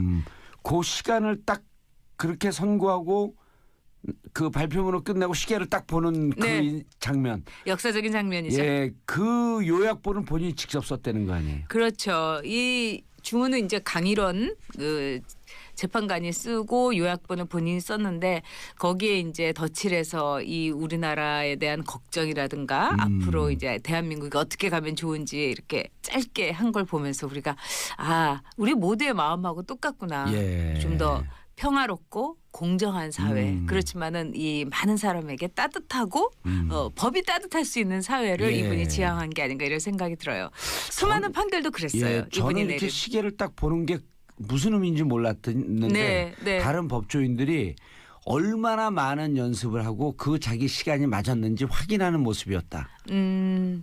그렇죠. 그리고 그 당시에 우리 국민들이 똑같이 역사의 시계를 본 거다 예. 이렇게 생각을 합니다. 알겠습니다. 문재인 대통령이 드리는 훈장도 받았다고요? 네, 이건 사실 문재인 대통령이 드리는 게 아니라 그렇죠. 우리 국가가 주는 거고 국가가 그다음에 주는 사실은 뭐 다른 분들도 다 받았어요. 특히 예. 헌재 재판관들은 거의 이제 받는데 대부분 그런 점에서 뭐 특별히 그 탄핵을 선고해서 받은 재판 그 훈장이 아니라 그 동안의 법률가로서 헌신에 대한 우리 국가가 주는 당연한 예우다 이렇게 아주 쿨하게 보면 될 것 같아요. 예. 네.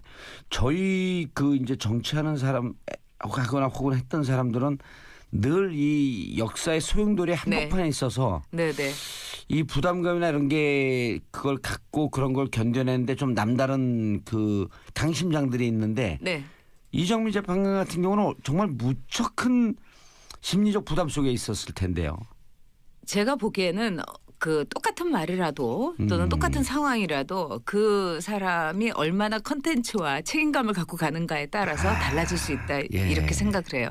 박근혜 전 대통령이 그런 말을 했죠. 그 내 어깨에 우리 4,700만 국민들의 운명이 달려 있다. 이 조그만 어깨에 이런 말을 중국에 가서 했는데 저는 그 말 자체가 별로 좋지가 않았어요. 왜 그러냐면은 마치 나약한 어깨에 달려 있으니 잘 봐달라 막 이런 식으로 저는 어떤 정치인이든지 이렇게 애원하고 예. 또 뭐 나약함을 강조하는 게 딱 질색인데 이정미 재판관 같은 경우는 전혀 그런 말 없이 없었어요. 네.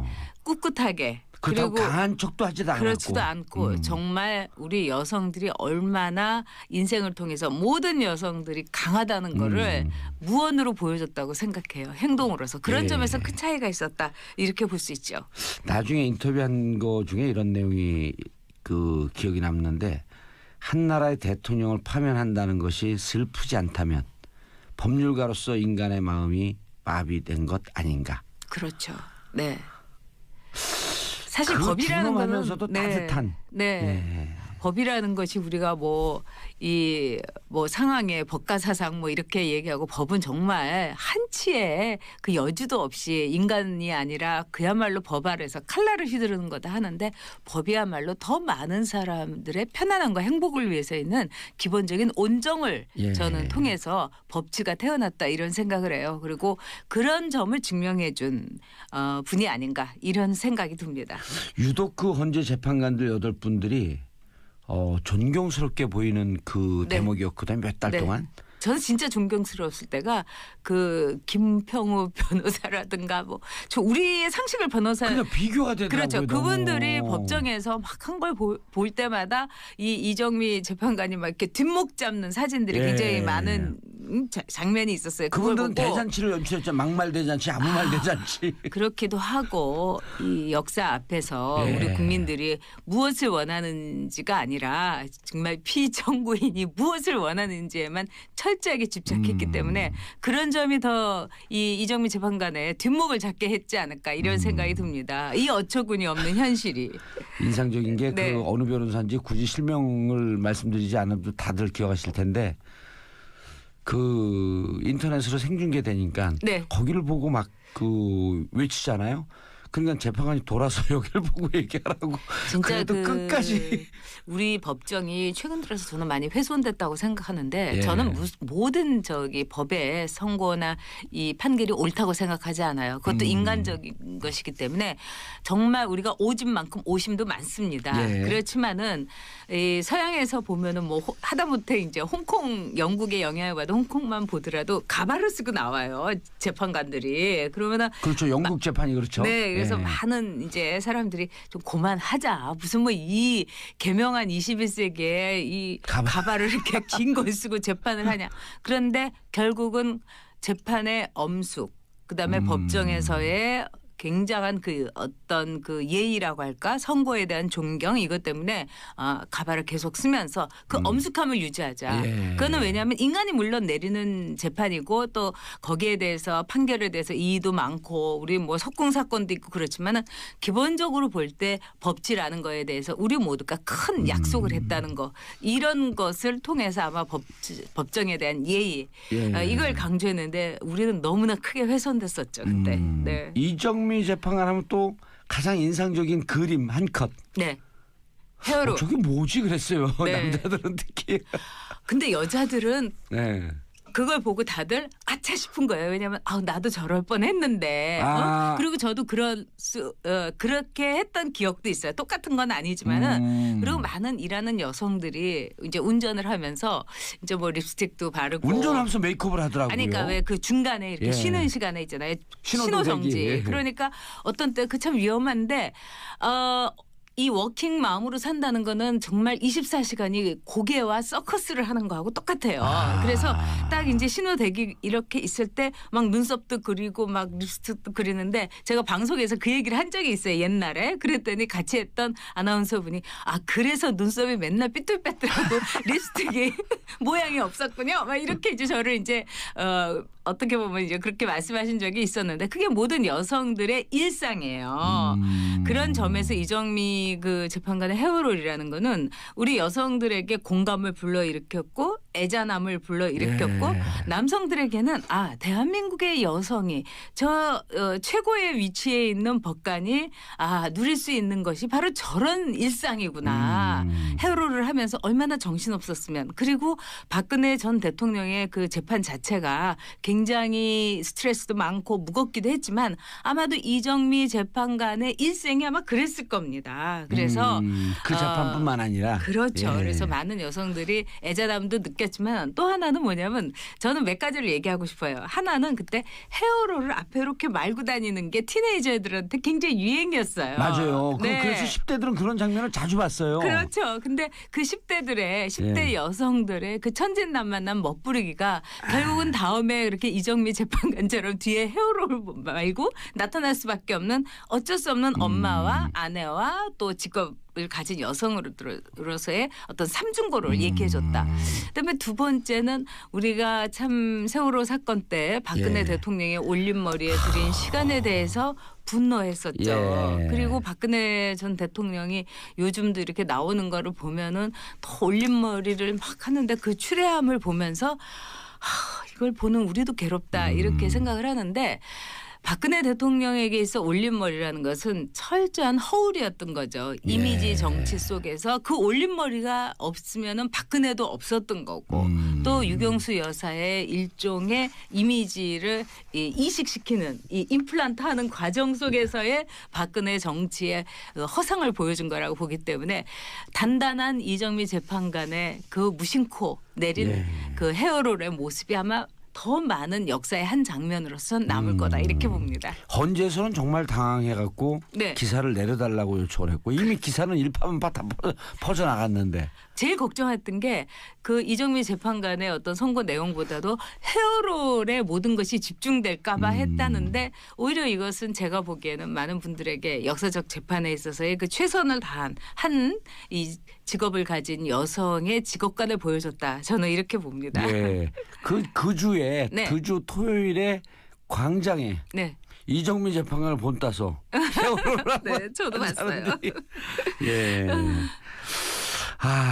이게 이제 박근혜 대통령하고 그렇게 비교가 되면서 그 바쁜 와중에 자기가 직접 머리를 하고 대부분 다 그래요. 저도 제가 직접 머리해요. 뭐 방송에서 해줄 때 빼놓고는 이게 보통 여성들의 당연한 삶이에요. 그런데 이정미 재판관이 누구인가에 대해서는 정말 많은 분들이 모르고 있어요. 정말 어떤 사람인지는 잘 모르겠어요. 사실 이용훈 전 대법원장이 이정미 재판관을 헌재 재판관으로 지명했을 때 법조계에서조차 이정미가 누구야 이랬다는 거예요. 그만큼 이분은 드러내지 않고 굉장히 조용하게 살아왔어요. 그러니까 49살에 최연소 헌재 재판관이 됐으니까 상당히 뛰어난 이 판결이라든가 이 솜씨를 보여줬던 사람이죠. 62년에 이제 경남 울산에서 태어났고요. 아버지는 초등학교 선생님이셨어요. 그래서 이정미 재판관은 원래 수학 선생님이 되고 싶었다고 그럽니다.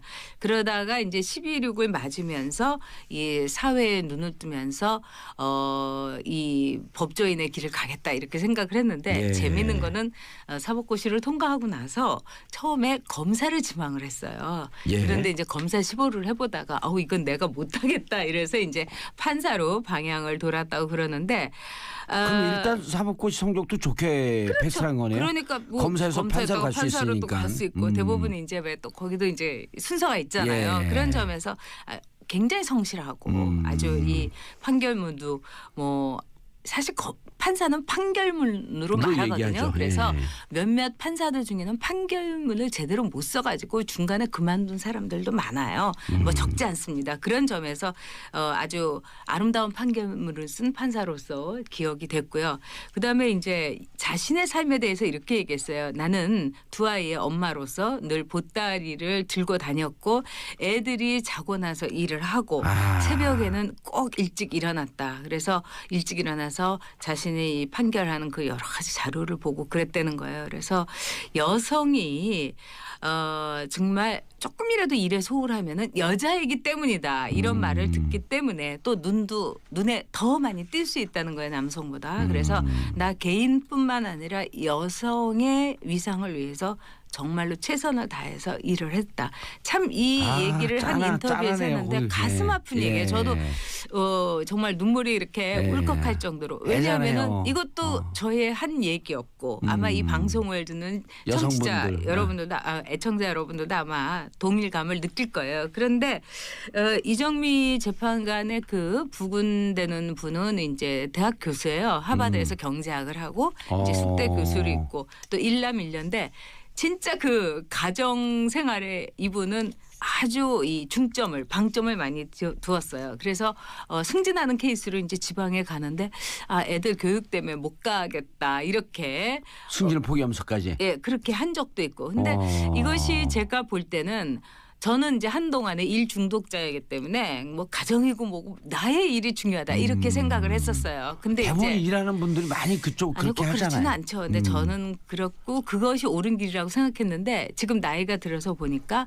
아이들이 굉장히 민감한 시절이었던 거예요. 예. 그래서 그런 선택을 한 게 저는 엄마로서 올바른 선택이었다. 그래서 최근에는 이제 저희 후배들도 저한테 뭐 가정이 중요해요, 아니면 뭐 일이 일이 중요해요. 이럴 때 저는 가정이 중요하다, 아이들이 중요하다 이런 얘기를 해줘요. 근데 늘 아이들을 선택을 했었죠. 그렇지만은 그러면서도 이런 처절한 노력으로 여기까지 온 거예요. 참 대단한 여성이다. 저는 이렇게 생각합니다. 양쪽을 아주 조화롭고 균형 있게 이제 경영했던 예. 훌륭한 인생이었다 이렇게 생각을 합니다. 여성 재판관으로는 전현숙 재판관에 이어서 두 번째다. 네. 역대. 네.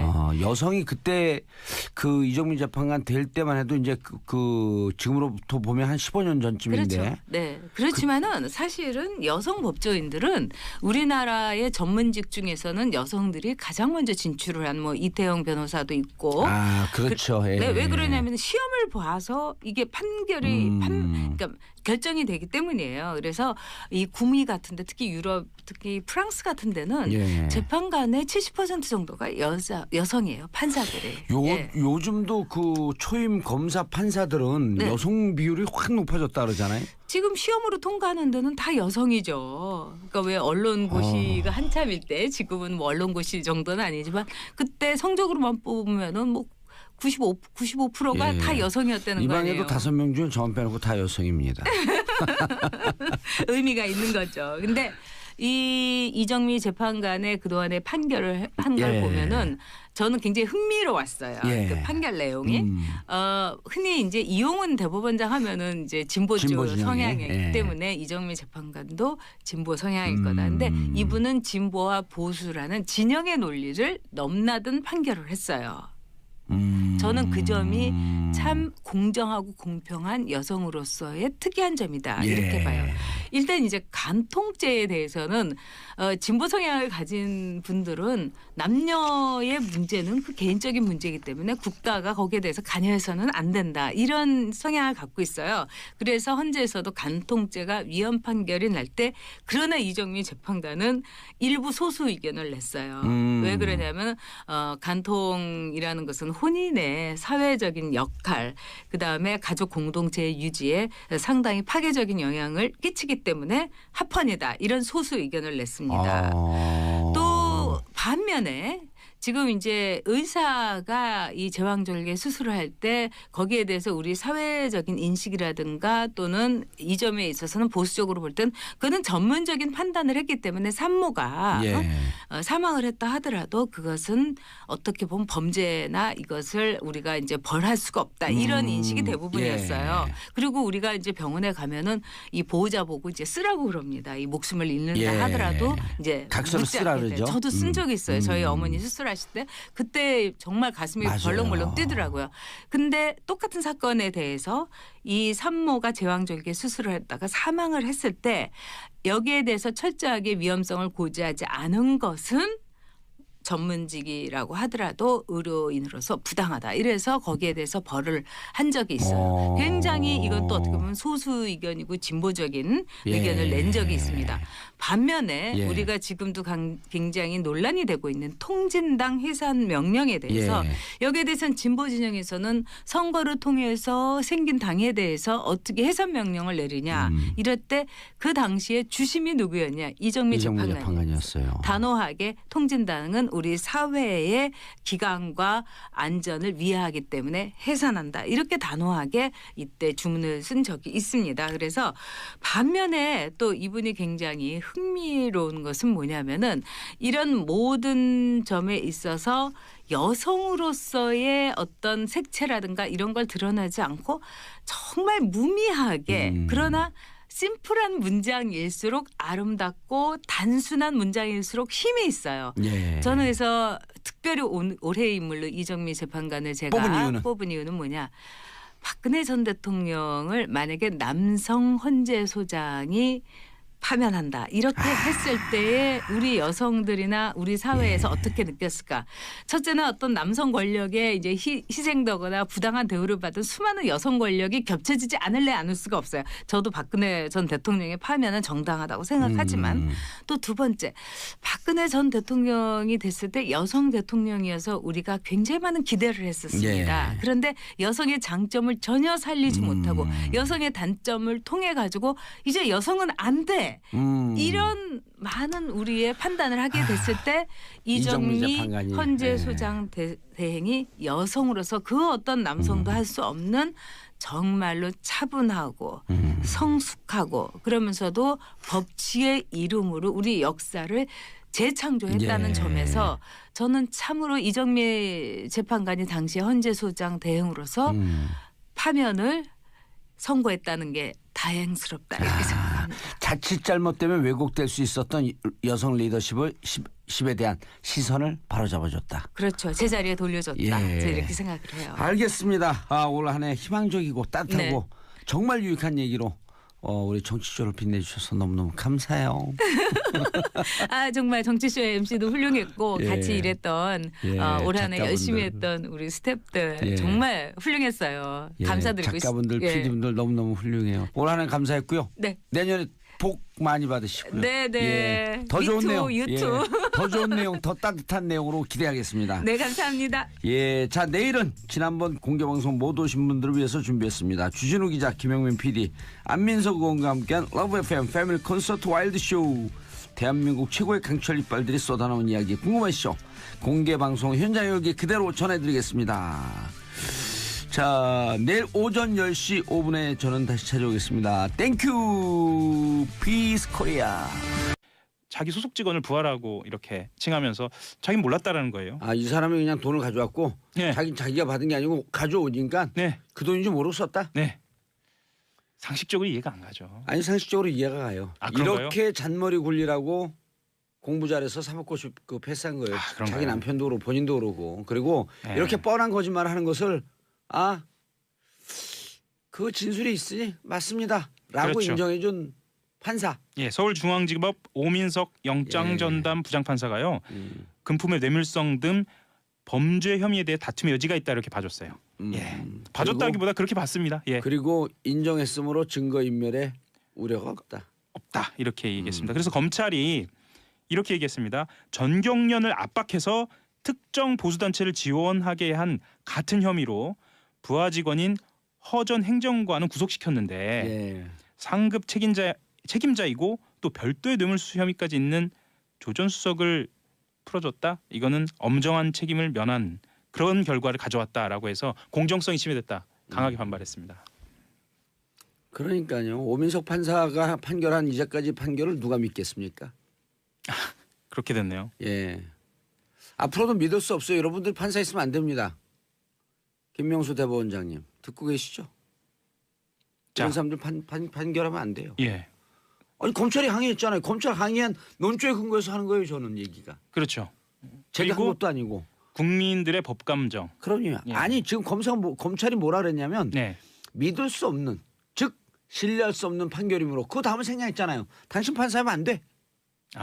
그렇게 그 이렇게 얘기한 줄 수 있죠. 거예요. 예. 이런 사람들 판결한 거 어떻게 믿습니까?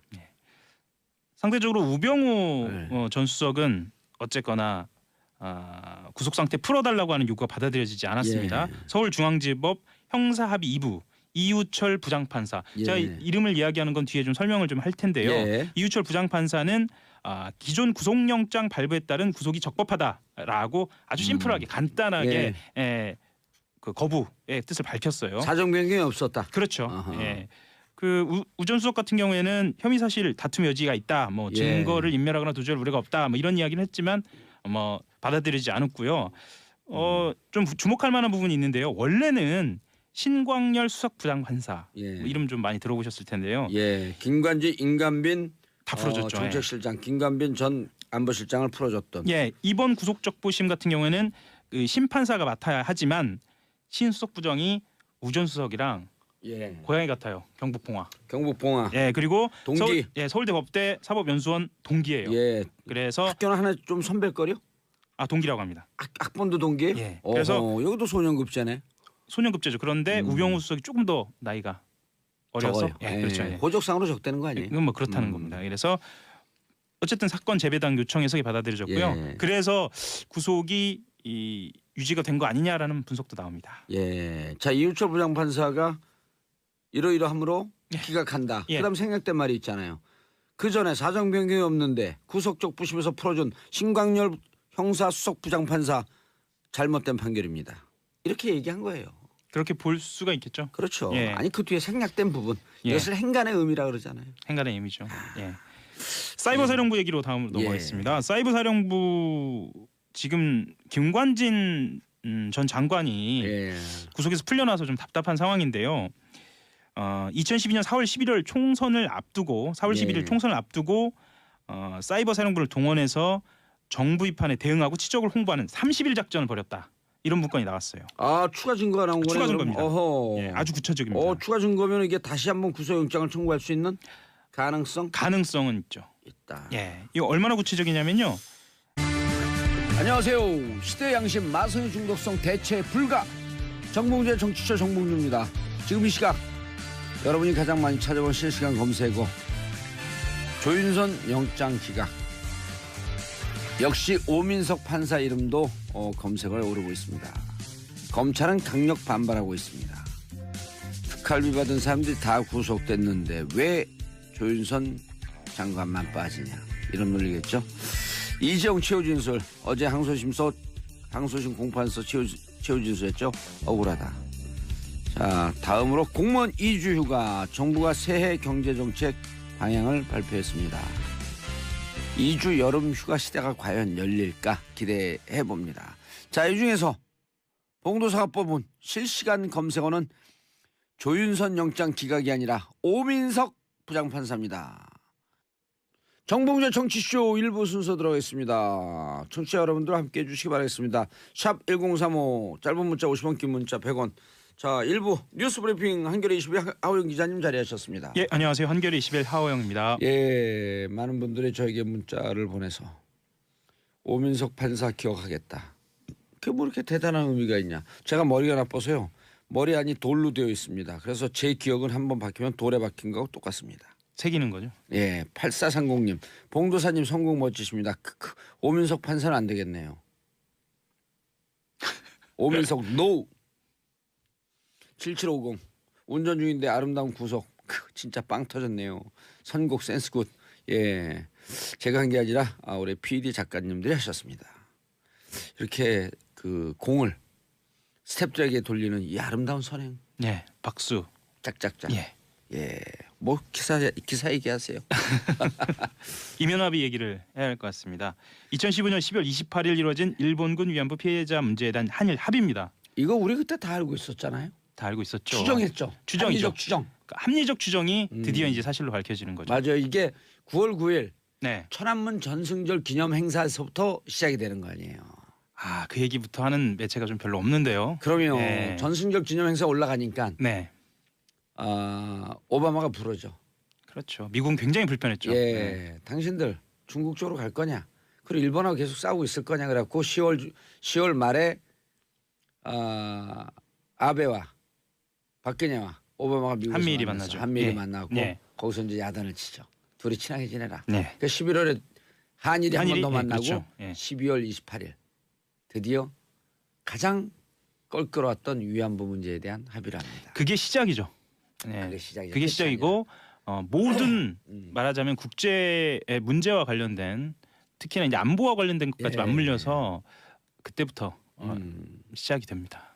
일본은 미국이죠. 미국은 MD 체제로 들어가기 위한 사드 문제를 해결하는 것이고. 그렇죠. 일본은 보통 국가로 가는 군사 동맹으로 가는 그렇죠. 무장할 터전을 수 있는. 그렇죠. 한국은 사드를 배치하고 챙기는 누굴까요? 챙기는 사람 뻔하죠. 박근혜 뒤에서 챙겼던 사람. 실제로 그것에 대한 수사도 돼 있었습니다. 어느 정도. 예. 이면합의 간단하게 짚어보고 그쪽으로 좀 넘어가려고 하는데요. 우리가 아빠 뉴스에서 하지만 예. 그래도 간단하게 정리를 간단하게 해주시고요. 했습니다. 이면합의 내용을 좀 들여다볼까요? 한국정신대 문제 대책협의회 정대협이 단체를 포함해서 시민단체들이 불만을 제기할 경우에 한국 정부가 설득하기로 했다라는 내용이 첫 번째 이면 합의 내용이고요. 주한 일본 대사관 앞 평화소녀상 이것에 대해서 한국 측이 적절히 해결되도록 노력한다라고 얘기한 것이 또 하나의 이면 합의였고요.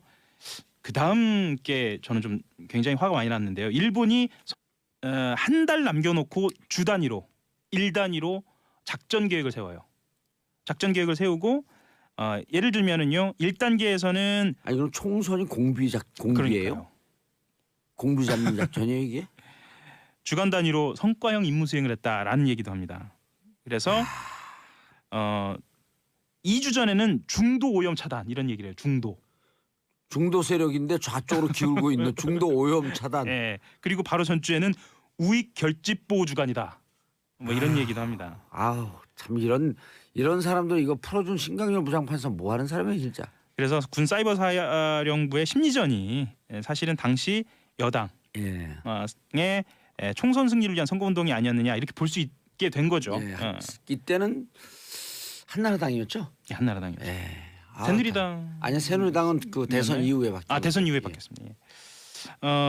그때 이야기를 조금 더 해보면요. 예를 들면 이런 내용도 있습니다. 한 명의 간첩이 100명의 종북 세력과 1만 명의 좌파를 만든다. 뭐 이런 얘기도 있고요. 현재 추정되는 1만 명의 종북 세력 뭐 이런 이야기도 나옵니다. 예, 그래서 저는 이걸 보면서 이렇게 느꼈는데 그럼 왜 잡지 못했냐? 왜 잡지 않고 있었느냐? 그 종북 세력이라고 하는 프레임 자체가 페이크 프레임이라는 그렇죠. 거죠. 예. 가짜 프레임. 가짜 프레임이었던 거죠. 그렇게 말이 되지 않은 프레임을 쳐놓고 광범위한 정치 개입을 한 거죠. 본인들이 그런 식으로 정당화를 한 거죠. 이게 어디서 나온 증거인가요? 이게 검찰이 확보하고 있는 건가요? 아닙니다. 이게 국방부 TF에서 나온 거고요. 그럼 이제 검찰로 넘겨야 되겠네요. 검찰로 넘겨야 합니다. 추가 증거가 나왔으므로 김관진 전 안보실장은 구속의 가능성이 높아지고 있습니다. 예, 알겠습니다. 한겨레 20일 하영 기자 인사하시고요. 예, 감사합니다. 예, 한 해 동안 고생하셨고 내년에 복 많이 받으십시오. 복 많이 받으십시오. 저는 광고 듣고 2부 아빠들의 왕수다로 돌아오겠습니다. 채널 고정하소서. 정봉재 정치쇼 2부 순서 들어가겠습니다. 아빠들의 왕수다. 아빠의 눈높이에서 아빠들의 시선으로 올 한 해 힘껏 자리도 못 잡으면서 왕수다로 떨어주신 세 분. 바로 그냥 디스하면서 들어가는 거예요. 네. 디스가 뭐에 준 말인 줄 아시죠? 디스 가이즈인가요? 디스리스펙트. 디스리스펙트. 디스리스펙이에요. 디스리스펙. 이 사람을 존경하라. 이것을 존경하라. 이것을 디스커스트. 자, 정인설 한국경제신문 기자님. 안녕하세요, 정인설입니다. 예. 어우, 눈이 오면요 겨울엔 설설겨요. 네. 후륜들 힘들죠. 그러니까 정인설설겨요. 제 좌우명이에요. 설설 기면서 사는. 설설 기면서 살자. 자, 손수호 변호사님. 네, 안녕하세요. 예. 선수 호감을 갖고 있는 분이에요. 네. 자, 고현준 만평 작가. 네, 반갑습니다. 고현준입니다. 예. 제가 며칠 전에 저희 어머니 구순잔치를 했는데 네. 오. 사회를 최욱 씨가 봤어요. 네. 예. 불금쇼. 네. 불금쇼 최욱 씨요. 그리고 우리 전국구 송년회는 고현준 씨가 사회를 봤고 같이 겹친 분들 한 10명 됐는데 네. 고현준 씨가 훨씬 잘 본다고. 오. 예. 아 진짜요? 아 진짜예요. 방송에서 공개적으로 얘기를 하는데 감사합니다. 최욱의 시대는 끝났다 이제. 구순잔치에 최욱 씨가 잘 어울리지 않을 것 같아요. 최욱이 오니까 구순잔치. 돌잔치인 줄 알았어요. 아 그럴 수 있겠다. 그렇죠. 예. 그렇죠. 그리고 어둠의 자식들이 돼갖고 밝은 대낮에 밖으로 나오니까 네. 점심 됐거든요. 네. 벅벅 기더라고. 잘 시간입니다 그때. 예, 잘 시간이죠. 예, 알겠습니다. 그 고현준 씨 사람들이 보고 싶다고 그래서 다음은 이제 무료로 와서 사회를 볼 거라고. 언제든 불러만 주십시오. 예. 네. 자, 첫 번째 뉴스 정인석 기자님. 뭐 일부에서 소개를 했던데요. 예. 아 일부에서는요 최순실 중심으로 했어요. 아 그러면 예. 이번에는 제대로 하면 돼요. 윤병세 전 장관 중심으로 윤병세. 했죠. 그러면 예. 이제, 윤 성노예라는 표현을 쓰지 말 것을 요구하는 것에 대해서 우리 정부가 공식 명칭은 일본군 위안부 피해자일 뿐 이렇게 확인을 해주는 것도 있고요. 그리고 가장 논란이 됐던 겁니다. 이 불가역적 해결이라는 합의 문구는 일본이 사죄를 되돌리지 못하려고 하기 위해서 먼저 우리가 거론을 한 거예요. 그러니까 불가역적 사죄를 이야기하려고 그랬는데 일본이 실제 합의 이 과정에서 해결의 불가역성, 그러니까 사죄가 아니라 해결의 불가역성을 꺼냈고 우리가 그걸 받아들인 겁니다. 그래서 실제로 이 합의 과정에서 뭔가 다급하고 정상적이지 못하고 이런 것들이 그대로 이면 합의에 있었다라는 게 지금 드러난 거죠. 예. 이때 미국한테 야단 맞으면서 예. 합의하고 사드는 이미 이때 결정이 됐던 거예요. 그렇다고 볼 수가 있죠. 그리고 그 1월에 수소폭탄 실험, 그렇죠. 2월에 미사일 예. 발사 실험 이게 울고 싶은데 뺨 때려준 거죠. 실제로 이 이면 합의와 관련돼서 예. 일본군 위안부 피해자 문제 이면 합의와 관련돼서 최순실 씨가 움직였다라는 것을 박영수 특검에서 수사를 하기도 했습니다. 그래서 당시에 그러니까 지난 겨울이죠. 벌써 한 1년 가까이 됐는데요. 그 특검팀이 한일 관계에 정통한 제일 한국인 학자 A 씨 이 사람을 불러서 예. 당시에 이병기 청와대 비서실장 활동과 관련돼서 그리고 최순실 씨의 존재와 관련돼서 아주 강도 높게 수사를 했었어요. 이게 어떤 상황이었냐면 이병기 전 실장이 이 A 씨라고 하는 사람하고 식사를 하는 자리에 누군가가 있었어요. 그 제보자가 있었는데 그 제보자가 이 최순실 씨와 A 씨가 배후에서 영향력을 행사하고 있다. 위안부 합의와 관련돼서 그 실제로 했다라는 말을 들었다는 거예요. 그러고 나서 특검에 제보를 했고요. 예. 그래서 특검에서는 이 위안부 합의가 최순실 씨와 관련이 돼 있지 않느냐라는 이제 수사를 한 거죠. 실제로 이것과 관련된 결과는 지금 밝혀져 있지 않습니다. 않죠. 예.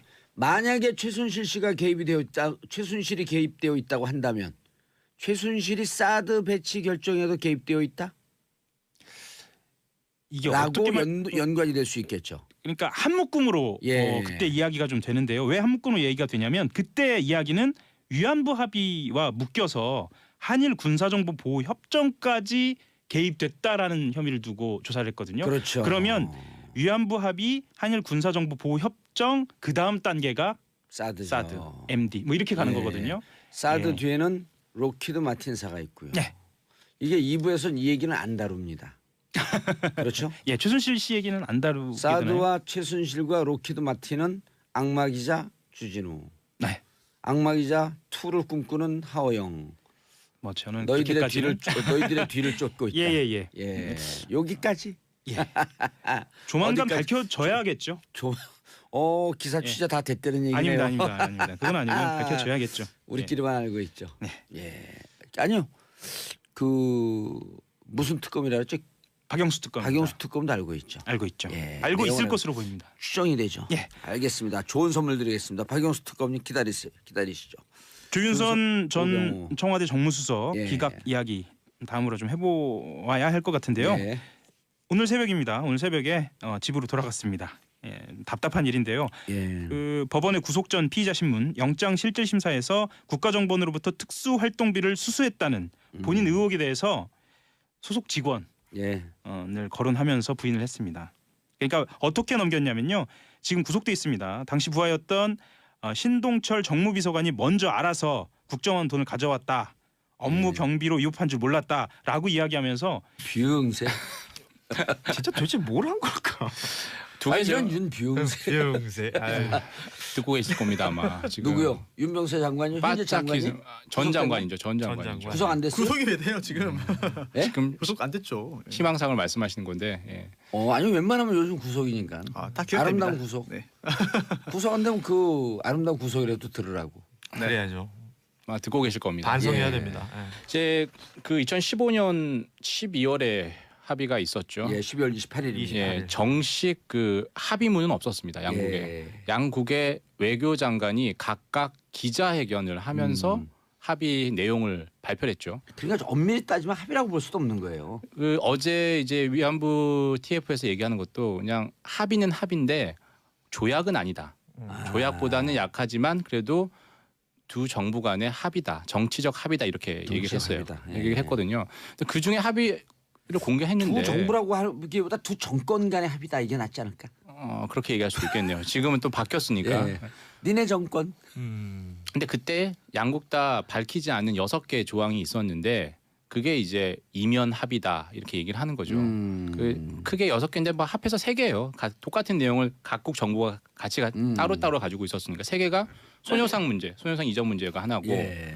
두 번째가 이제 정대협 같은 위안부 피해자 단체를 한국 정부가 설득해달라 이렇게 일본 정부가 요구를 했고 세 번째는 성노예.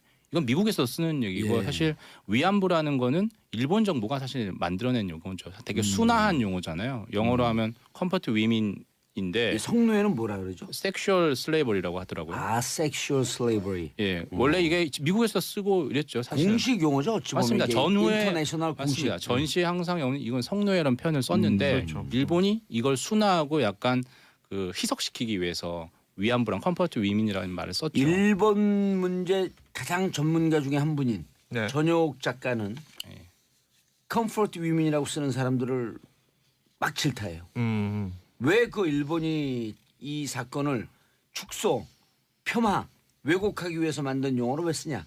위안부란 단어 자체가 예. 그 굉장히 그 왜곡돼 있는 단어인 거죠. 예. 뭐 위로해고 뭐 안정시켜주고 이런 여인 이런 표현인 거잖아요. 맞습니다. 그 전쟁 당시에 그 자기네들 병사를 우리가 왜 그걸 위로를 해주고 그럽니까? 끌려가서 진짜 말 그대로 성노예로 그 고생하셨던 분들을 전효옥 작가 이렇게까지 표현해요. 일본군 전쟁 성노예.